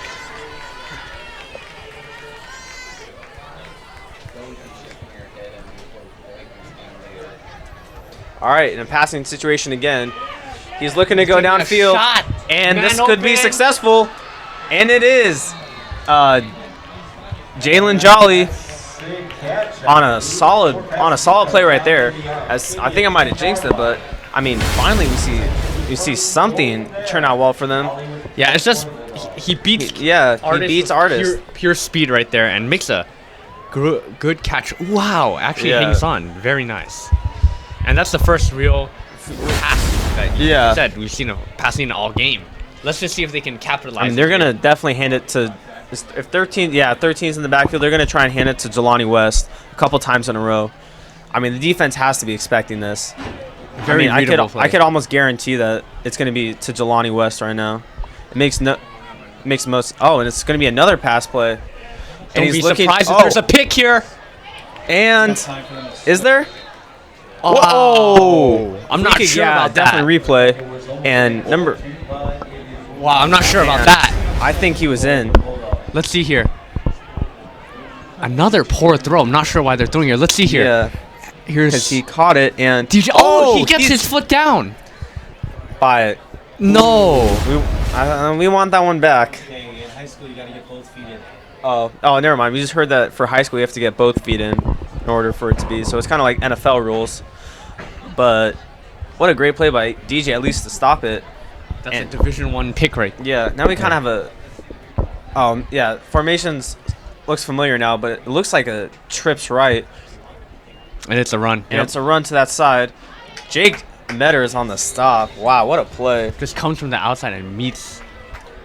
I saw an article on him earlier this week that he's been talking to Boise State, Fresno State, and I think he said and I believe maybe Northwestern, but I think his first choice he said was Fresno State for his go-to college, and it's looking like he could get in there. Yeah, definitely. He has Division I size. Yeah. He's real good in the classroom. Yeah. He can definitely pull it off. Yeah, all around solid athlete. Completes the student athlete. And another penalty. I'm not really sure. Like, did you see? I didn't see any penalties. I didn't see any flag come out. I mean, I will take it. I'm not that mad since it's going our way, but it's just very awkward. Yeah, we already had a few mishaps with the officiating in the beginning because there's no chains, real chain man, as you see. We're using high schoolers as people that mark the chain, so that's already something that's off. Yeah, now it's going to be timeout on the Pasadena side. Trying to get some play together, trying to get some points on the board. Well, I mean, they had a real good chance. They were first and goal in relatively good position. And again, they were backed up all the way to the 30. Yeah. Wasted opportunity. On both sides of the field, even though we're up 25-0, there has been a lot of wasted opportunities.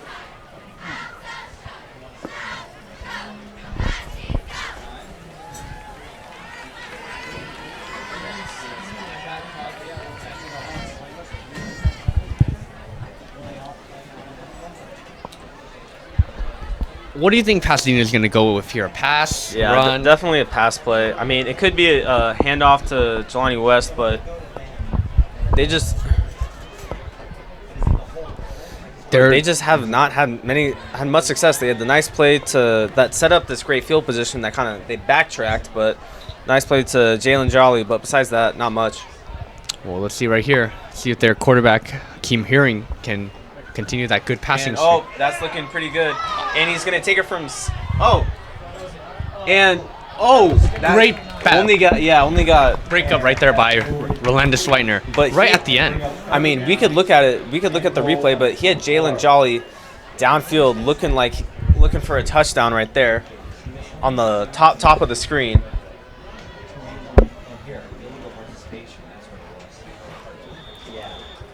And at the 25-yard line, out of field goal range for sure for the Bulldogs. They're going to have to go for it here. See what they do here. Maybe another shot downfield.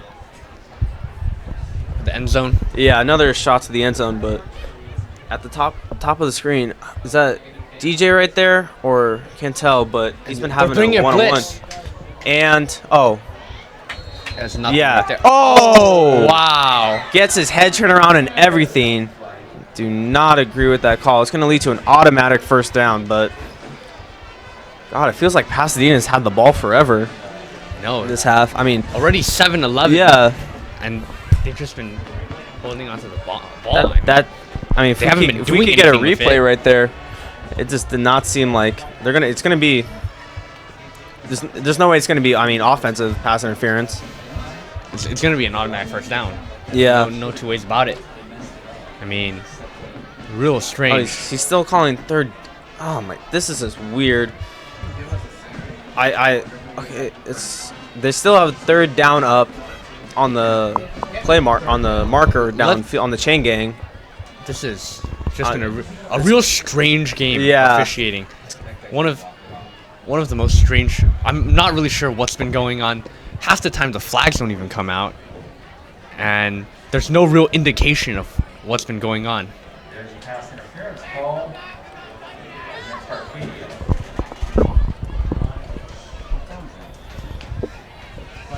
So now it's third. It's So now it's 3rd and 25.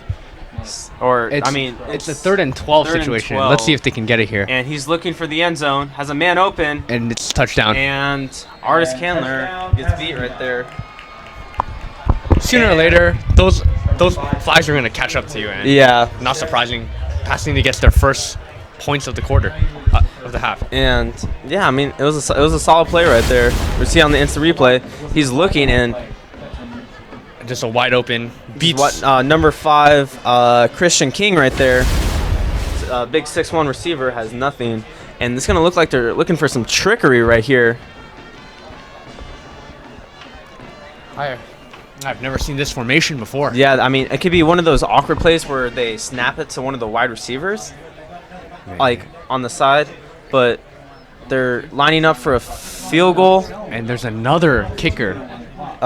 His name's number 18. He's not listed here, and it's good. it's good. Yeah. So now it's going to be 25-7 Apaches, and this puts them back in the game. It's now still a 3-possession game, I believe. Yep, Yeah, still a 3-possession game.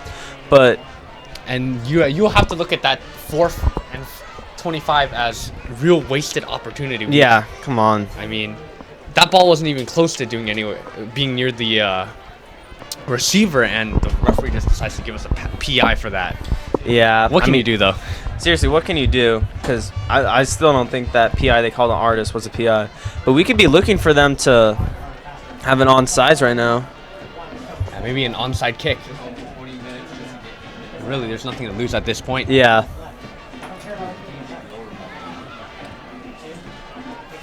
But now we have number. Yeah, well, a lot of the Pasadena numbers are not listed on the Max Preps roster, so it's kind of hard to see who's who. But yeah, like 32 or 33 isn't listed. Yeah. But he's looking to boot it away, and let's see if Deontay's gonna take it, And and he's still on his feet. And he breaks another tackle. Has a couple men to beat. Gives him the boom. Number 33 just took a hit. Get out of my way. Yeah, like the Ludacris song. Wow. Look at this replay right here. Somehow he escapes that tackle. One missed tackle. There's Stiff two. arm. Ooh, I didn't even see that. And here we go. And here's the big hit. Here. Not yet. And Boom! Oh my God. Man. Yeah. I don't think he knows his name after that hit. Yeah. Wow. I mean, Put that on the highlight reel. Yeah. That's definitely going on next and we have to week's realize pump-up again video. that Deontay is about 5'7", maybe 140, 150. He just gave him the work. All right, now we have Trips right. AJ behind him. And it's another. And it's a run play. And Again. once again, AJ might as well start. Oh, gets. Oh, there we go. I mean, hopefully that's not against Jake, but number 20 is going after him. And then emotions run high in this sport. Yeah. Let's see where. Hopefully it goes against Pasadena and Arcadia advantage, but we'll just have to wait for the refs to decide. And you see Roski talking as well. As you know, the game's gonna start getting chippy. Yeah. I mean, a lot of these guys grew up with each other and know each other and pretty close to a crosstown rivalry. Little bit of a crosstown rivalry. Yeah, number 20 was talking with Jake and hit him in the head. And it doesn't matter how much you're talking, whoever throws the first blow is going to be the one that's penalized. Penalized. Actually, a very long game. It's 9:21, and there's 6:45 left in the third quarter. And a quick Lakers update. It's the end of the third with the Raptors 72, Lakers 71. Once again, it's the sports fans' dream week. World Series basketball starting and then football. But I mean, it's about time we see a read option. They're all over AJ as soon as he touches it. This offensive line is getting no penetration. Is not helping him out. Yeah, maybe much. a read option for a shot for Whitener Jr. And some more whistles. Timeout. I believe it's gonna be still waiting. Timeout on the unofficial timeout. I'm not sure what for. I mean, this is one of the reasons why the game's taking so long. There's just so many mishaps. Yeah, it's taking like 5 minutes to decide each penalty, and then awkward. Even the penalties lead to the long time it takes to set the change and everything, and it's leading to a formula for a long game. This game's gonna be over at 10, where the Burbank one was over at 9. 9, yeah, exactly. Yeah. But I still want to see a read option right here. And you won't get your wish. But that's a big hole for AJ. We go. He's still going. I mean, he is such a strong runner that he just needs a little bit of a hole. And he'll be gone, yeah. I mean, maybe they're just trying to protect Max. That's why we're not seeing him run. But that's one missed tackle. And that's another stiff arm right there. Yeah, that's going to be another missed tackle. Or he finally brings him down, but after a couple yards. But I really think that a play or a read option right now could fool the defense. Maybe a one-on-one right there. Whitener Jr. on the bottom of his is completely wide open, and it's another run. And AJ takes it. He's looking to go far. And he's still... one thing we see, and Roski got tangled up with, it looks like number 22. 22, name's not listed on the roster. But it looks like it's going to go against Arcadia. Another sloppy penalty. I mean, we can't have that. This is a star player, so of course the other team's going to try and rattle him up. And as soon as we have an advantage from a situation like that, we're going to have a disadvantage right now. Yeah, this usually it should be 5:42 left in the fourth quarter. Yeah. This is getting a bit ridiculous. Mm-hmm. And it's gonna go against Arcadia. Most like, is it holding? I'm not sure. It's either a holding or a personal foul. I thought there was a flag thrown right next to Roski after the play, after he got into it. I thought he was throwing a flag, but he was just. I don't even know anymore with these referees. To be honest, like there's a flag on every play. It could be a false start. Who knows? Yeah. Next time. So it was a holding call, and now it's going to be 1st and 10. It's going to be a 1st and 10, I guess. And it's going to be a throw Max this time. Pass. It's a screen. He's that's going. a huge hole. He has blockers ahead of him. He's going. Goodbye. Take that. Woo! Leans in, and it's a touchdown for Frankie Contreras. Bing, bang, bong. Huge hole right there. As we can see, The 5 offensive linemen come up. What are you doing? And with all those blockers, And he has everybody ahead of him. Jerry, Markey ahead of we him. can see number 15. He has last one man ditch to beat, again. and he No kind way. of just ducks his shoulder and heads in, takes a nice angle. But we were waiting for his name to get called as well. Yeah. And I didn't get my read option play, but at least we got a touchdown right there. I feel that the screen. Oh my! And would you look at that? I mean, at this point, we just kind of have to expect it for every play. There might be a quota that the referees have to meet for flags. I mean, I think they met it and then went past it by 15. But once again, can't tell what it is, and they're gonna take 5 minutes to decide. Man. But hopefully, And the problem with these referees are when they throw the flag, they take like a minute to decide and spot the ball, which is why the game is so long and it's just dragging on unnecessarily. it's taking forever. The boys want to play football. I mean,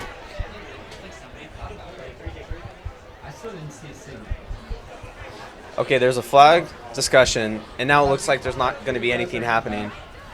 We're just trying to get the game over with.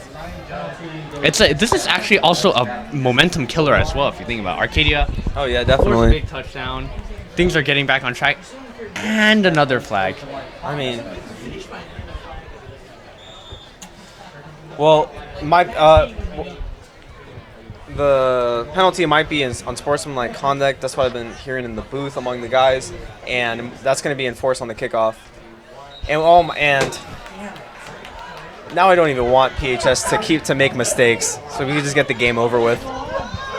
But and now hopefully we keep the field goal unit out there. We need to give some of these guys a rest, but it's been a sloppy game, not a disciplined team. Hopefully we just get a couple three and outs, quick touchdowns, and then Maybe just run out. quick Start running the ball. and then hopefully lot get a more. mercy. But God, this.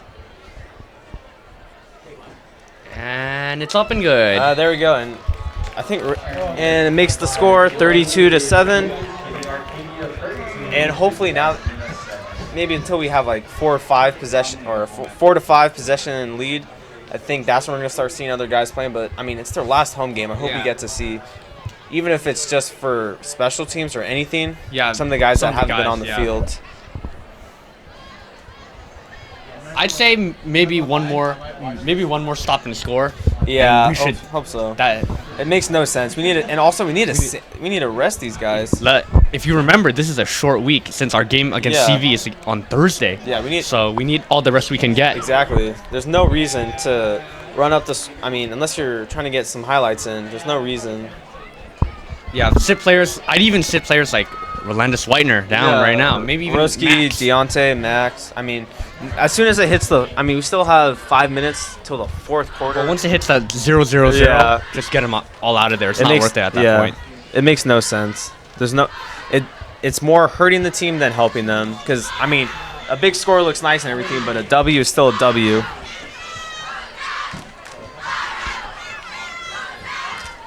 And we're looking for Fernando to boot it away as they have Hopefully it's a squib kick here. Yeah, but looks like they've abandoned the squib. And they stick with the trend.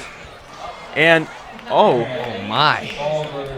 it goes through the wickets. Butterfingers. Yeah. The ball had some canola oil on it.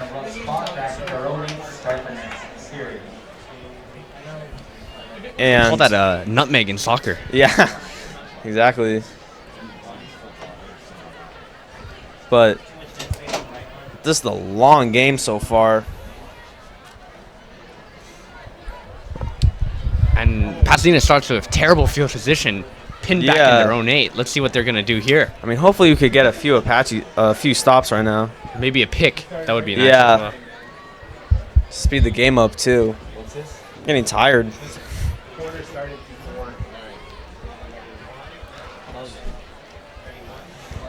All right, and let's see what Hakeem Herring could do with this offense. Let's see, I can't really tell his go-to man's right behind him, Jelani West. And it's another run. And Wow, huge hole. Number 2, Jalen Jolly. And Alex Williams finishes the hit. or finishes the tackle. At this point, every single first down is going to be a run. Yeah. That's what we need to speed the game up. And there's an Good Apache. effort right there by DJ at the end to And stop. there's an He could have Apache taken this to down. the house. Yeah. And number 3. Oh yeah, that's a huge Yeah, loss. DJ's down on the field. We need him for Crescent Valley. Him and Yeah. Candler are just I mean, it really doesn't- good. Never doubt my word. I mean, hopefully we can get him off the field quickly. Hopefully DJ's all right, first of all. Could be a cramp. He's kind of suffered from cramps as the year's gone on. I mean, late in this game, it's just been real strenuous and having to just stand around in that cold weather. So Yeah. hopefully it's just a cramp, like you mentioned. I don't know if they have the Apple ones, but there's a third-party one, something else, I think. If they already have the Apple Store. I mean, he was hurt. One of his own teammates might have stepped on him or something. But he's walking under his own power. See what the injury was. Number. I didn't really tell what he hurt because he got right up, and I don't know. Could have. He's running off. He's jogging off the field, but I don't know. It's kind of hard to tell. A bit makeshift right there. We see number 9, Frankie Contreras, as our cornerback. Yeah, or maybe start playing these guys at new positions. Experimentation. Yeah, yeah, exactly.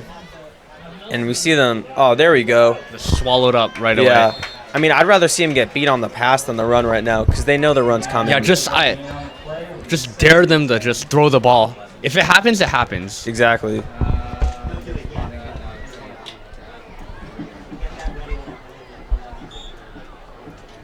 Yeah, I mean, if we're still getting beat on runs up the middle, then that just shows when we're playing good teams like CV and they're running it down their guts, then that's our weakness. Burbank ran it down our throats for a whole game as well, And then we they couldn't ended up stop winning, it. yeah. Yeah, that was the difference of the game is that we couldn't stop a run up the middle. And it's going to be a pass play. Hopefully throws it up. This is a pick. And great play. Great play right there. And there's no flag.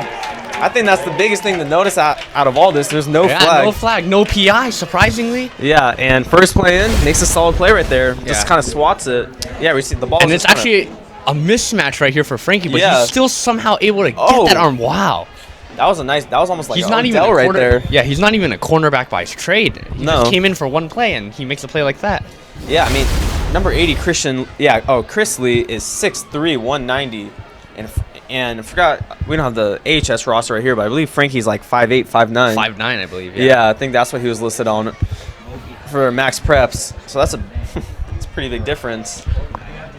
3rd and 10. Let's see if they throw the ball again or they're going to Or run it. most likely throw it. They're showing evidence of a blitz. Oh, And it is comes one. back. And he he's somehow swallowed gets whole. out. Comes out. They can't stop him. And hopefully he doesn't get the first down. He does. And- it's good enough. Yep. Yeah, he gets the first down. And that's another area we got to work on is reaching the quarterback. The quarterback can't have 6 seconds to throw. By then, someone's going to be open. And he's Yep. He should have gotten him right there, actually. But gets away and a good throw. And here's the thing about the PHS offensive line. They're just so big. they are. They don't even really need much technique. They just need to hold up their player. Yeah. It's real easy for them because of their size. It's really easy for them to hold their own. I mean, because this is probably one of the bigger lines Arcadia is going to see, but that's going to hurt them as Arcadia is not going to be as big as most of these lines are going to see in the playoffs and everything, and it's going to affect them. And it's a low bad, snap. yeah, it kills the gopher, and he has to jump and throw. And Andrew Lopez gives number 7 a shot, and number 7 is calling for sub out the game. And his number's It's not listed as well, but Yeah, he looks to be done for the night. Yeah, we can next see couple plays. Great coverage right here. And he just jumps. Jumps up, not even close, and And- he lands awkwardly, even though you Yeah. might not be able to see it. And I'm not really sure why, but the Pasadena roster just has barely any of the numbers of the players on. I guess that's Just Don's late on ads. them. Yeah. Yeah, just late ads, I guess. Not really sure.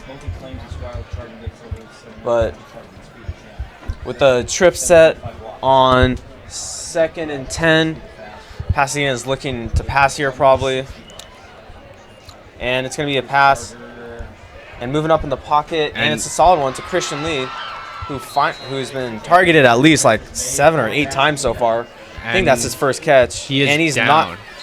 And if the game couldn't get any slower, there's an injury timeout. Yeah, let's take a look at this replay. Hopefully he's all right. He catches the ball, gets that separation, and ooh, wow! His head is tackled to the ground. Oh. That one's gonna hurt. But he looks to be okay. He looks to be okay. Just shaking a bit. But this is just one of those long games. I know. Just though it's been not too fast this past half hour. There's still. It's just the constant penalties and just kind of awkward official timeouts as well. I think we got kind of spoiled with the Burbank game. Yeah, that Burbank game That was a 2 and a. That was like a 2-hour game. But that's kind of spoiled us because that's like pure football. You know, it's football over the past since it kind of started in the 1940s. Yeah, just running the ball. Yeah, running. It's turned into more of a pass game and. It goes right. Oh, and surprise! There we go. Another flag. And it looks like it might be on Jake Metters. Not really sure what it was. Could be. It's a bit unfortunate. The penalty was near him. That doesn't mean it was on him, but I just assume. Yeah. But it's like our Apaches are just not getting to the quarterback. It's a PI. And it's going to give Pasadena a good field position again. And the thing with that is that there's a free pick right there. I'm not sure if you noticed that, but it would have been erased anyways. It would have been erased anyways, so. Yeah, but I mean, we just need to get to the quarterback as well. He's had 4 or 5 seconds to throw each time he's been in the back. Or just drop more people back. Stop with the blitzes and just only rush 3 and make him throw against double coverage, and he'll probably make a mistake. It's a run this time, though. And Jalen Jolly has a nice cut and goes up for 6-7 yards. And close to the red zone, Bulldogs are looking to strike with 2:45 left in the game. We're finally picking up the pace a little. If they score here, they make it a 3-possession game. Not exactly over, but still a tall mountain to climb. Yeah, exactly. And, I mean, we have a big, I think he just pointed to, no, it's going to be another run. And doesn't go for much. Hopefully we see more of the runs. That's really going to eat up the clock and everything.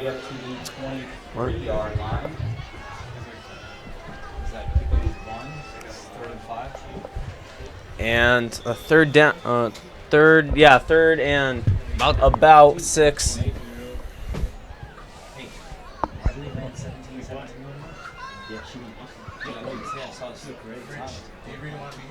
And we're most likely going to see a pass play. Hopefully the Apaches send at least someone blitzing so we can get more pressure on the quarterback so he doesn't have all day to throw. And it's a run play to Jalen Jolly. And it's, at first it looked like it was going to be stopped, but it looks like a first down now.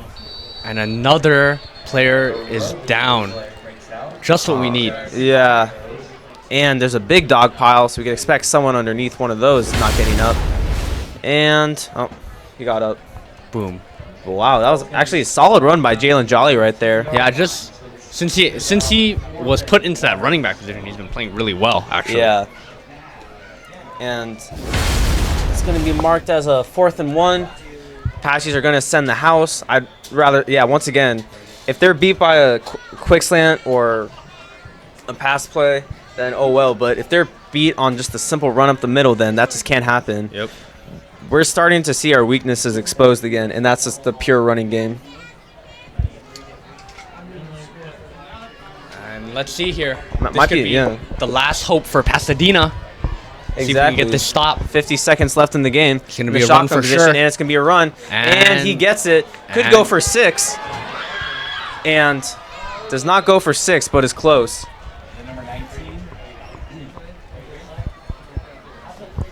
And hopefully we can get a replay. It was that really solid run by number 19. And it's a bit of a cutback right here. As you can see right here, there's a bunch of room. Yeah, just they attacked the middle so much that they didn't have anyone on the edge to cover it. Ball is at the 1 yard line. All you need is a QB sneak, and you got 6. So let's see what Pasadena does here. Hopefully, let's see if they can capitalize, because remember, they were in a similar situation before, and they ended up with 0. Yeah, exactly. So they might just be another run, and it's going to be a pitch, and has stopped behind the line by Alex Williams. Doesn't make the full stop, but met with another wall, and barely gets a yard or doesn't get any yards, or yeah, loss of 1. And that will be the end of the third quarter. Finally. Yeah, that third quarter seemed like it was longer than the whole entire first half. I mean, now we put our forwards up.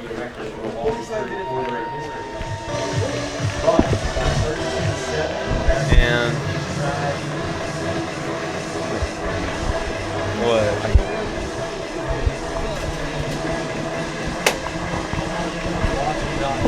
And it's going to be at the end of the fourth quarter. Apaches are up 32-7.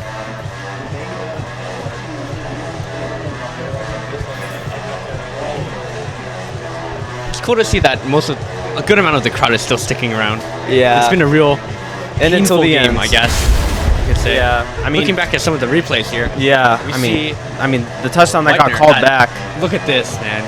But he has such good acceleration, and he's able to take it all the way to the house, beating out the entire team. The difference of the players, or I guess, the difference of the good players from the great players, especially speed-wise, is how quick they can excel. And was this play called back as well? I can't remember. Yeah, this play was called back. Every long run by Whitener, they just seem to call back. I mean, you look at him point right there. He has some swagger right there. And Max hit. Wow, look at Max and hit. This touchdown. It did count. Did count. This was actually a touchdown. That stayed a touchdown. But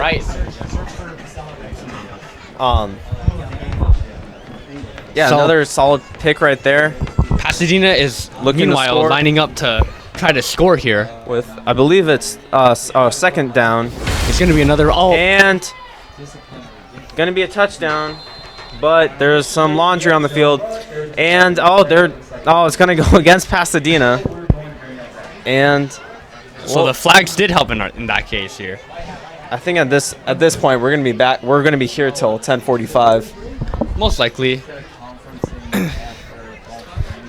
I mean, you can't even blame the refs for calling all these. These are all sloppiness. Yeah.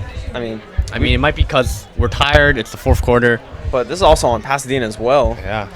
They should be the ones hungrier to put up more points, because as of right now, this is a blowout. Exactly.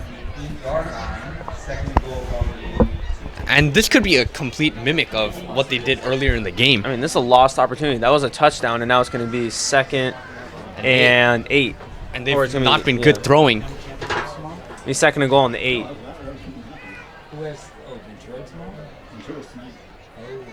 What was that? And Hakeem Herring back there, not looking, looking to hand it off. And he stopped. And decent run, but decent. Yeah, I got a couple yards right there. I don't think he made it to the 5. Probably a gain of 2. And so now it's going to be 3rd and goal on the 6. Yeah, 3rd and goal on the 6 and 6. And I mean, they might have to run it again if they just have no patience in this run game. If they have no trust in the pass game.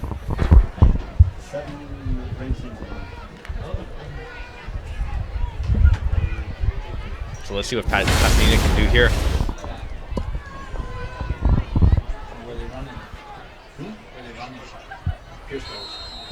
And there's another flag. And this could possibly be the most penalized game of all time. Might want to bring out the record book. I hope there's some way where you could check the stats for it. But just in general, there's been... and it's not only is there a penalty, but there's also... Nobody wants me to go home today. There's also a timeout on the Pasadena side.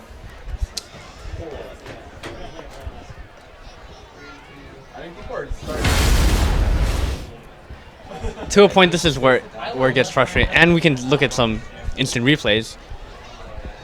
So we see Deontay right there, two great catchers. You called it before the game too. I remember you. I mean, I've been waiting for him to have a solid game as the season's gone on, because I've been hearing it, or because he first came to the team during the summer, and I think Kenneth was telling me that, or Kenneth the Ether was telling me that they've got this new guy and he's really solid. He's kind of small, but he is fast and he can catch as well.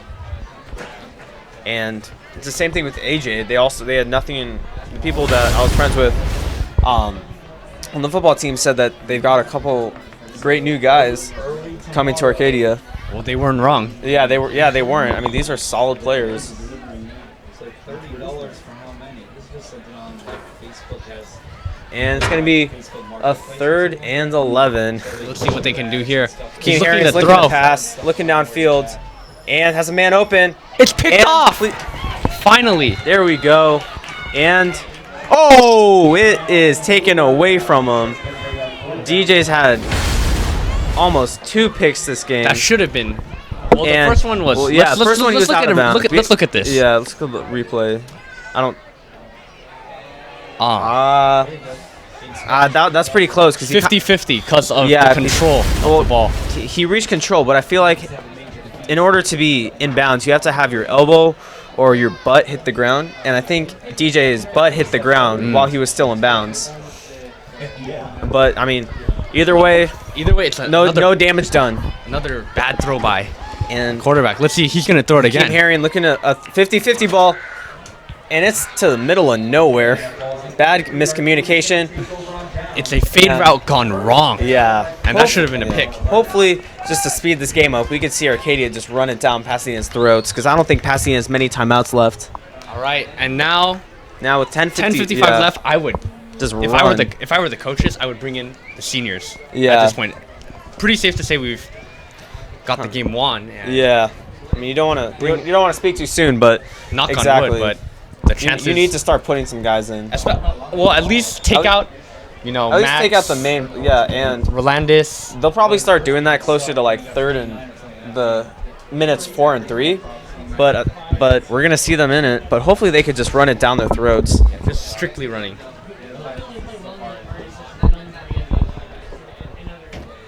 And as long as we get a couple guys just double teaming number 70 Joseph Abajian, then we should be good. And it's another penalty, so we're just going to have to suffer this again. Delay game on the offense. This one's on Arcadia, and there's another penalty. And this is remarkable. I mean, I think there's at least been 4 times where the flag comes out twice in one play. From different officials. I mean, we saw Coach Maxey giving his 2 cents. Because to be fair, it is ridiculous. How many times are you going to call penalty for a game that 10:55, 32-7? It's senior night. Trying to go home too. It's getting late. It's chilly outside. The mood is not good. Dodgers just lost. Yeah, and it's gonna be a solid. Austin goes for a couple, which makes it second and long. Yeah, second and long. I mean, at this point, all we're trying to do is just run out the clock. Yeah. Hopefully, we just see. I mean, I'm still looking for Max to do a read option. He hasn't done that at all this game. Well, maybe, like you said earlier, the reasoning behind that is they don't want to injure him. He did get hurt a few times. He has a lot of contact. Oh, he's been playing on a sore ankle for most of the season now. And he's looking to pass. Hopefully he completes it. It's to Kelleher. Alex Kelleher. And he's still going. Muscles his way through for that first down. Yeah. Wow, he's not even a wide receiver. Yeah, but he didn't come into the season playing a lot of wide receiver, but as the season has gone on, especially against Cathedral and Hart, he's had a couple solid catches. Yeah, we can see right here.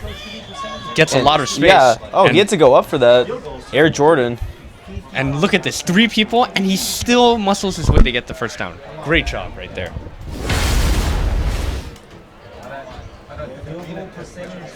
And All right, trips gonna be trips right, and it's a handoff to Austin. Has He some has room. a lot of room. He's still going. And a solid first down right there. Yeah, there's just been a real good production from Austin today. Yeah. More so than AJ, although he has been solid as well. Yeah, I mean, just AJ, just his offensive line didn't help him. AJ had no help from his line.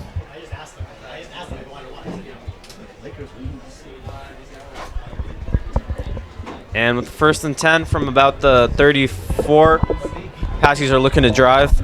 They've been using the same trip set for most of the game. And Austin swallowed. Gain of about 2 yards, if that. But one important thing to notice, though, is that it finally keeps the clock moving, and there's no penalties. So if there's no penalties and it keeps the clock moving, I'm all for it. It's a good win right there. Though after you said that, I'm Yeah, fully expecting a penalty now. Yeah, at least one illegal substitution, maybe a delayed game, holding. Well, let's just see here. everything. Maybe intentional grounding. Who knows at this point? And pass to Noah right there, and kind of not really sure of the play call right there. They guessed it right away, Didn't get any blocking whatsoever as well. So I mean, he had to throw it. So he had to throw it far for Noah to catch it as well, and it doesn't really make sense. Yeah, so now it's gonna be a 3rd and 9. Hopefully, keep the clock going. Yeah, whatever you do, just keep the clock going. Even a run will be fine at this. Yeah, and Max is looking to pass. And it's a man open. And Alex again with a nice catch. Wow. There we go. That is not an easy catch at all. No, he gets to turn his body. Let's take a look at this right here. I mean, Max is creeping up. Far throw towards the sideline, and wow. He does a 360 and somehow hangs onto the ball. Yeah, just kind of boxing out number 2, Jalen Jolly. Does an excellent job catching that ball. And right next to right below us, we hear his dad going crazy. So good one, Alex. Yeah, showing that offensive arsenal. Yeah, he's made a couple great plays on many great plays as well on defense this year. And once again, AJ's just getting nothing. Yeah, just whenever we haven't really seen a big outburst today. I mean, the one at least 15, 20-yard gain we saw get called back. And maybe I can't really tell why, though, because it just seems like every time he touches it, he has nowhere to go. But at least every play, the first guy to hit, there's at least one broken tackle every play. Where he's hit is not where the play ends. And hopefully, maybe they just need to get him. Maybe need to do a pitch or something just to get him into a different nature. But I mean, just doing the same, just hand off up the middle or hand off between the tackle and guard is just not doing much. And it's a penalty. Here we go again. I wonder if the arms of the ref are tired at this point. That's been about 30 curls for him. Yeah.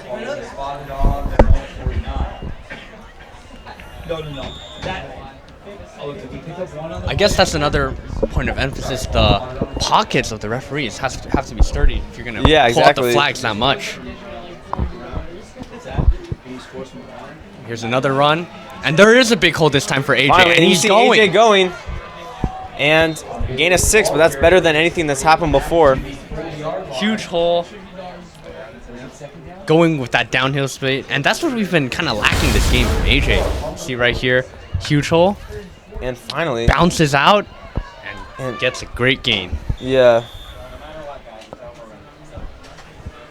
And so now it's going to be a 3rd and 4. Max is looking to the sideline, maybe changing the play a little. We see another one-on-one matchup, and it looks like it's going to be a run. Run to AJ, and there he goes. Gets that first down. Yeah, he at least gets the first down. But I mean, he's so close to breaking it, Yeah, he's just some play into a big gain. I mean, it looks like the spot was in Arcadia's favor right there. And we see Austin getting subbed in this time.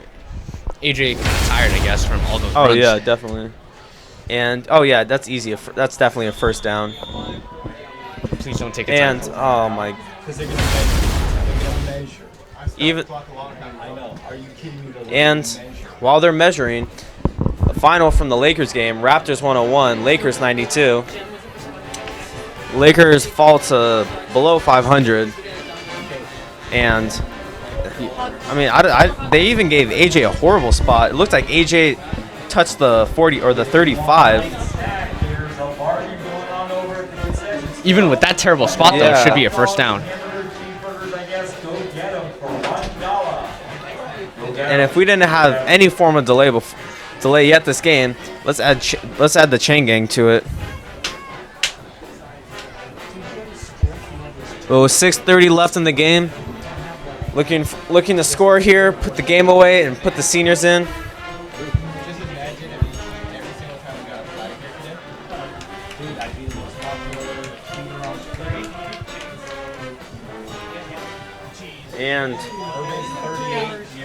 And not surprisingly, yeah. And as you can see, the chain gang is actually one of the high school kids. Yeah, I mean, that's not supposed to happen. That took way longer than it should have already. And if anything, this game has took longer than it should have, then that was just added to the list. And we see Austin back there, or Austin in the backfield behind Max. We actually have a one-on-one matchup at the bottom of the screen, or you can't see it below Alex. I think that's DJ back there. And it's a run. And breaks a couple tackles, and there's a penalty, so we're just gonna have to wait another 15 minutes for the next play. Not a surprise at this point.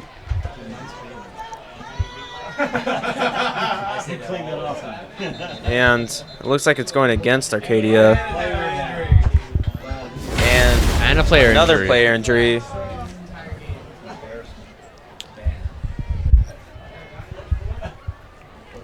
And remember earlier we were saying how this could be the most penalties in a game.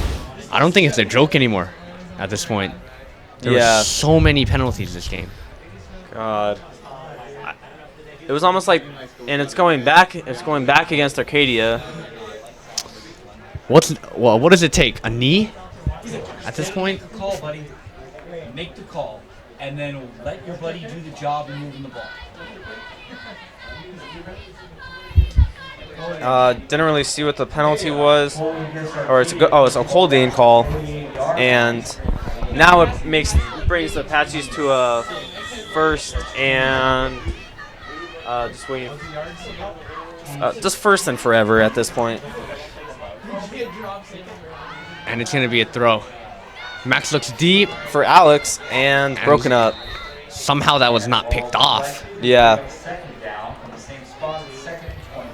So 2nd and 22 right there. At this point, I would just do some run runs. it. Yeah. What's the point of passing it?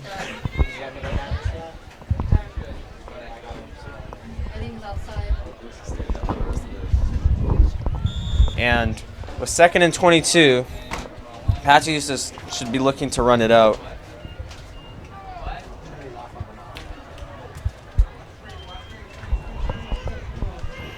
And with a double set on each side. It's a screen pass. It's a screen pass. Huge and big gain to Noah. And Noah earlier on gets to the 13. And some retaliation right there on number 15. Yeah, number 15, a bit salty that he got beaten there with that little shove. As we can see, Noah just take it all the way. No one can catch him. And he had a screen pass earlier that didn't go for very far. Number 25 tried to strip that, but strip it. Didn't work. Some talking, and then we didn't get to see the rest of that. But I mean, the refs could only discuss this for so long. They saw a push in the back after the play, and I don't know why it takes them so long to make the call. There's obvious retaliation. It's clear as day. It's clear as day. You know how many yards it is. Why are you taking an eternity to make the call? I mean, it doesn't take a huddle to decide a personal foul. There was no other penalties on the play. They know where the ball was downed. That would because it would save me. So right now, what we have to do is. And we're still waiting. Run so far. We have to put something. Might as well call it a meeting right here for a. I think they're deciding who's going to pay the check after the game. I've slowly been breaking. I don't have more. I mean, It's God. one home And run. there's no way this should go against Arcadia. It's way easier. I mean, there is a clear, I mean, it's clear as day he got pushed in the back after by number 15. Okay. And and it's still waiting. Still waiting. And oh my, unsport. And so it's going to be offsetting penalties, which could have took 2 minutes to decide, but Oh my goodness! Are they spotting the ball all the way back? wait, how? Wait, That's Because they both should have been after the play. what I'm not really And- sure what's going on right now. To be honest, these referees are all over the place. Let's be real. Not even trying to sugarcoat it at this point. And with 5:42 left in the game, Apache's up 32-7 still. First down on the 15-yard line. Apaches are looking to strike. Hopefully we could just go the rest of this drive without a penalty. Oh. All right, and Max on the shotgun, looking to hand it off to AJ right here. And I was right. AJ. And AJ just swallowed up once again. I'm Just looking not at- getting any gaps. I'm looking around for the flags. Yeah, I think we're good. we're good. All right, so it's a. I mean, we might as well make a count, keep track of how many plays there are in a row without a penalty. There's one. All right, we're at 1 so far, folks. I think the highest we've gone this game is about 5.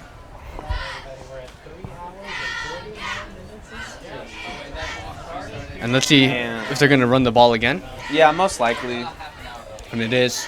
It's gonna be a run to Good AJ. decision. And he's And gone. touchdown. AJ Lewis with the touchdown. That is true. Boom, boom, boom. 38-7.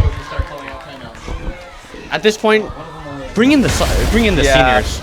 It's senior night. Some of these guys have had barely any chances to play this whole season.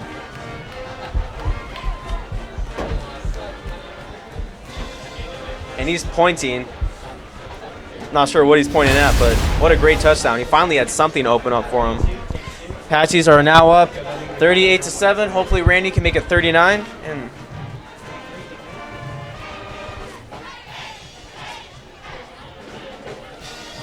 And he does. Point is good. That gives Arcadia 39. 4:51 to play in the game.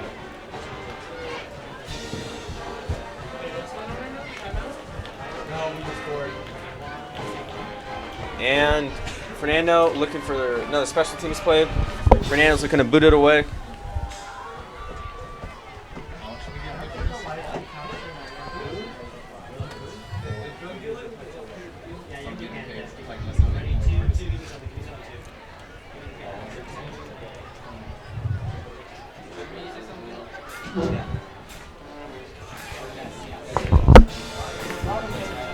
All right, Fernando's looking to kick it.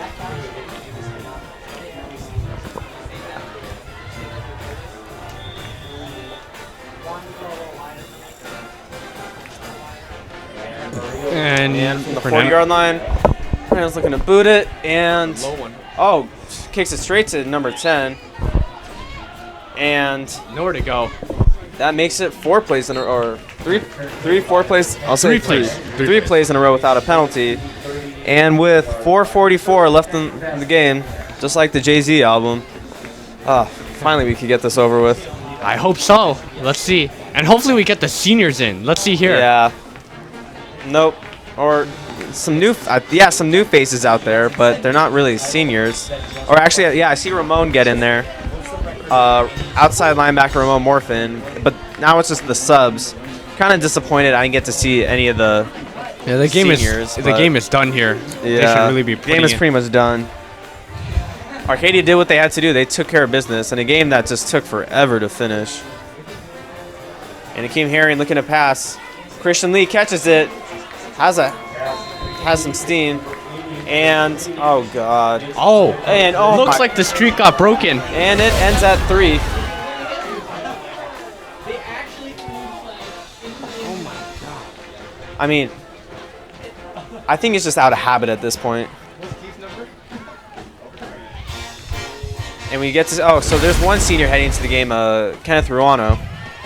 And Ethan Connor is back at free safety. Ethan Connor's at free safety. So here, I mean, that's what we like to see. We like to see some of these seniors who haven't played much during the season get in now on their last time to put on an Apache uniform at home. Not sure what that was. Don't care at this point. Just trying to get the game over with. And we hear a few words from the crowd. Best referee ever. What is this? This is constant. And look, Hakeem Herring's looking to pass. Ball and one tackle miss. Ethan Connor makes. Oh wow! Oh my God! I actually have a new theory here. For every flag they throw, they get $10. What do you think about that? I think exactly. Like, we talk about teams paying the refs, but maybe someone's paying the ref, or someone else is paying the refs to throw flags. Throwing the flags. Yeah, maybe someone's just really into. Okay, well the flag came right after this play. For what? Ethan Connor and Axel Cruz come up and make the tackle. For what? There's no. Makes no sense. How is there any? I mean, seriously, I just don't understand. And it's going against PHS, but still. Still, just. Oh my God. At this point, what's the point? And with 4:21 left in the play, or 4:21 left in the game, Hakeem Herring's looking to score from the 15.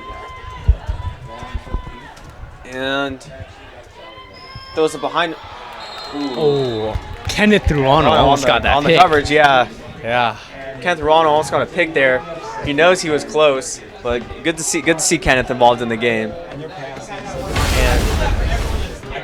And now we see it's off screen, but now we see Dylan Guerra warming up. So Max is done for the night, which is good.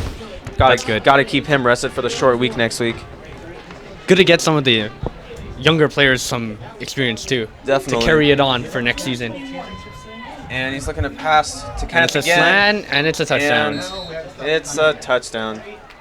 Well, at least there was a penalty, but it was just a nice slant route by number 80, Christian Lee. He's been targeted a lot of the game. Yeah, his size. Yeah, someone like Kenneth, who's only about 5'8", 5'9", 140-ish, is going to have a difficult time trying to stop him. PHS is going for 2, and with 4:15 left in the game, we're just looking for the Apaches to run it out.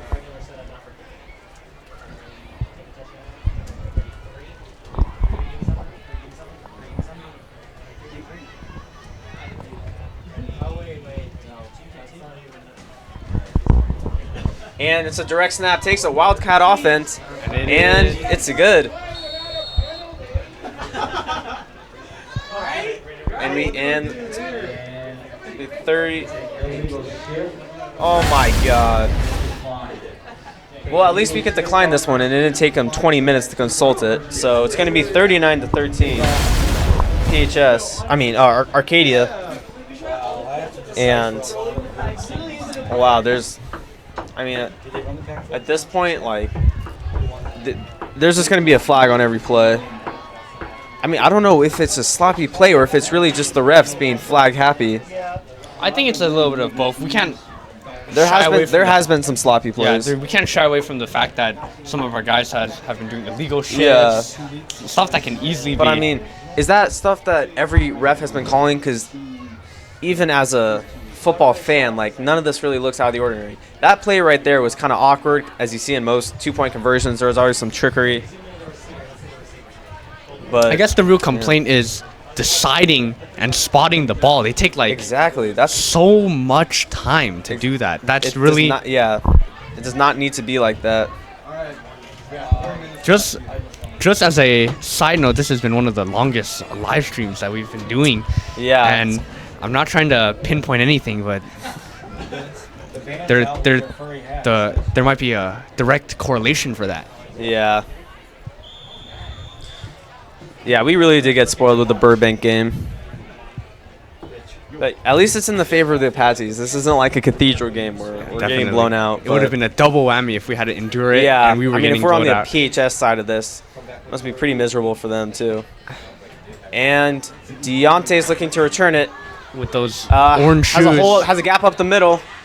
Oh no, it's That's Tori. Tori, yeah. Oh, it's Tori. Both Deontay and Tori are almost the same size. It's kind of hard to notice who's who, but not a bad return. I mean, Tori's never back there. And now let's see if we can get some of the seniors. Yeah, some seniors on offense. We saw Kenneth, Ramon, and Ethan get in there, and even David on the defensive line. Hopefully, we can see any of the guys on offense. And I see one right there, number 33, Aaron Young. Let's see if he can do anything here with a running opportunity. Yeah. Oh, and he's in the backfield. Dylan's gonna look to hand it off to him. Maybe Dylan's starting to look to get some reps of his own as well. And he gets a handoff. Not for much. And he'll remember that play for the rest of his life, though.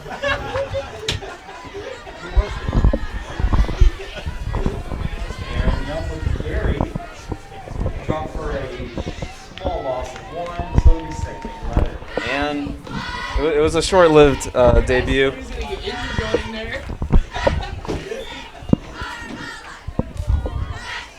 All right, now Dylan's looking to pass. Hopefully, I think that's Tori. Yeah, he might give it to Tori with a lot of room. Oh, Tori had a nice gain. Solid gain. If he was able to get past that last player, he would have been through. Yeah, exactly. And at least we have the clock moving. And we're at 3 plays in a row without a penalty. I think that's been our high so far since we started counting it. I think we got stopped at 3. Let's see if the refs can exceed our expectations here. Might be a pass right now. We have trips left. And let's see. I mean, Dylan might be the quarterback next season, most likely, unless they have someone else come in. But and as you can see, yeah, and Tori's chugging away. That's a solid gain. Yeah, Tori has been, though that running back is definitely not his preferred position. He's usually a safety, real good, or a safety or corner. And with 2:40 left in the game, the Apaches are just looking to close it out. And even PHS doesn't have many of their main guys in. We don't see Coco or Joe or Demir.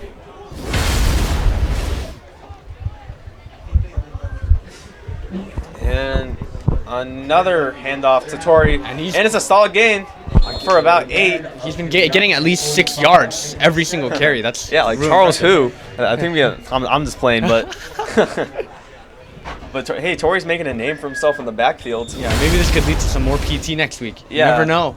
Exactly. And but also leading to next year, a lot of these guys are seniors.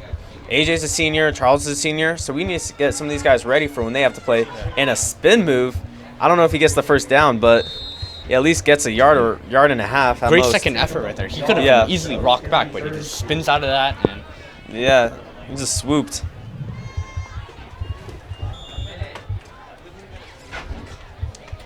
And with the 3rd and 2, hopefully we could see Dylan pass. And with 1:27, hopefully we could just keep the clock running and end the game. Get this first down and then be able to take a knee, hopefully. Yeah. Or it might be another run to Tori, and it's another run to Tori. And it doesn't matter. Tori's... Oh, my God. Tori, that ball's coming back. Sorry, bud. What a great run. Ends at 6. Short-lived. But for these guys, it's an accomplishment,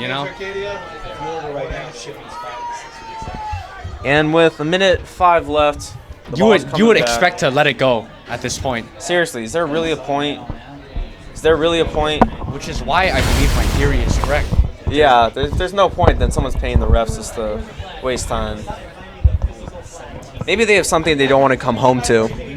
Yeah. Maybe some personal life issues.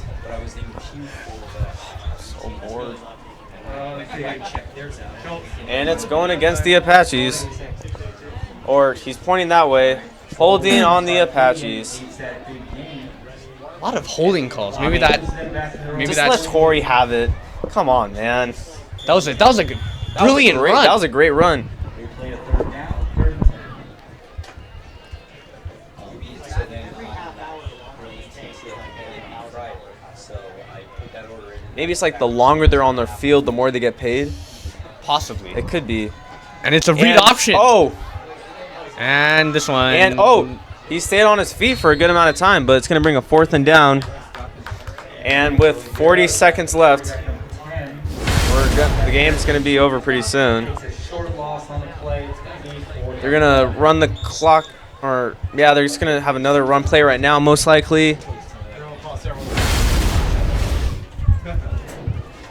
And if all goes to plan, this looks like A quick punt from Dylan, or we're just waiting for a delay game. I'm just waiting for one last penalty, just for. yeah. They'll Just for the throw. hell of it. They'll throw. Oh. And it's a delay game, which we were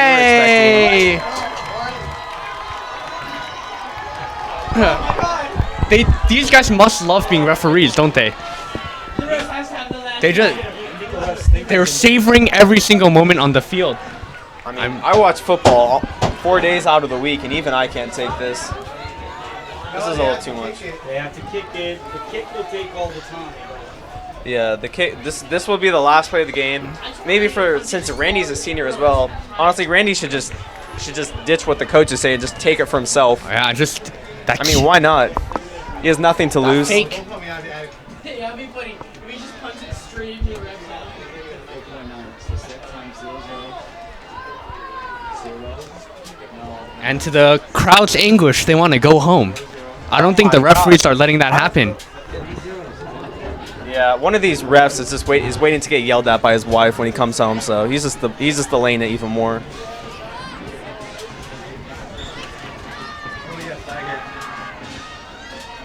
And it's gonna be a false start. Just kidding.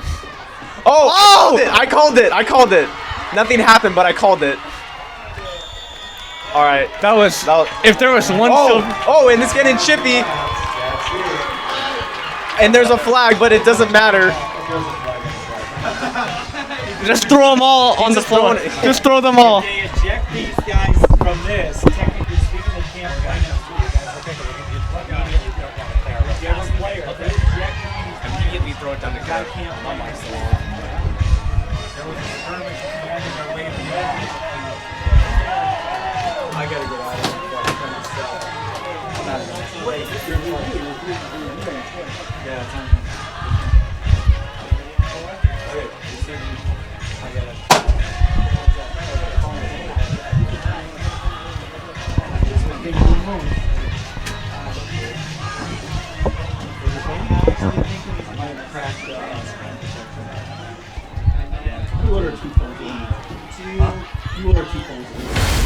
And a hell of a game by the Arcadia Apaches, coming up with a big win right there against PHS. With a game that took forever to complete, all I wanted was for it to end. Yeah, real long-awaited game, but we got to see our offense and defense, and we're gonna be good against CV. Hopefully, this is a good confidence booster. All right, and now we're gonna send it down for a player review. All right, well, it's nice working with you, Bradford. Good with you. All right, All right. good stuff.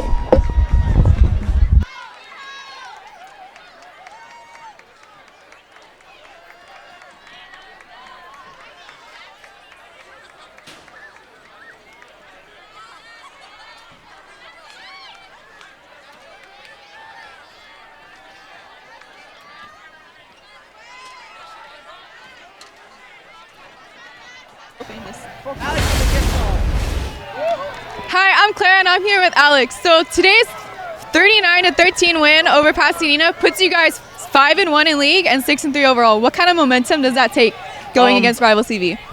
Well, getting 3 wins in a row is nice. You know, we're going to come off it and work hard, really hard next week, and hopefully beat CV and knock them out of second place, I think. And what are you going to do to prevent so many penalties? Play smarter. You know, it's definitely a rivalry game, crosstown rivalry, not as big as CV, but you know, we just gotta lower our emotions and play smart. Thank you. Good win tonight. Yeah. The final here tonight is 39-13 Arcadia on top of Pasadena. We'll see you next week against rival CV. Are we good?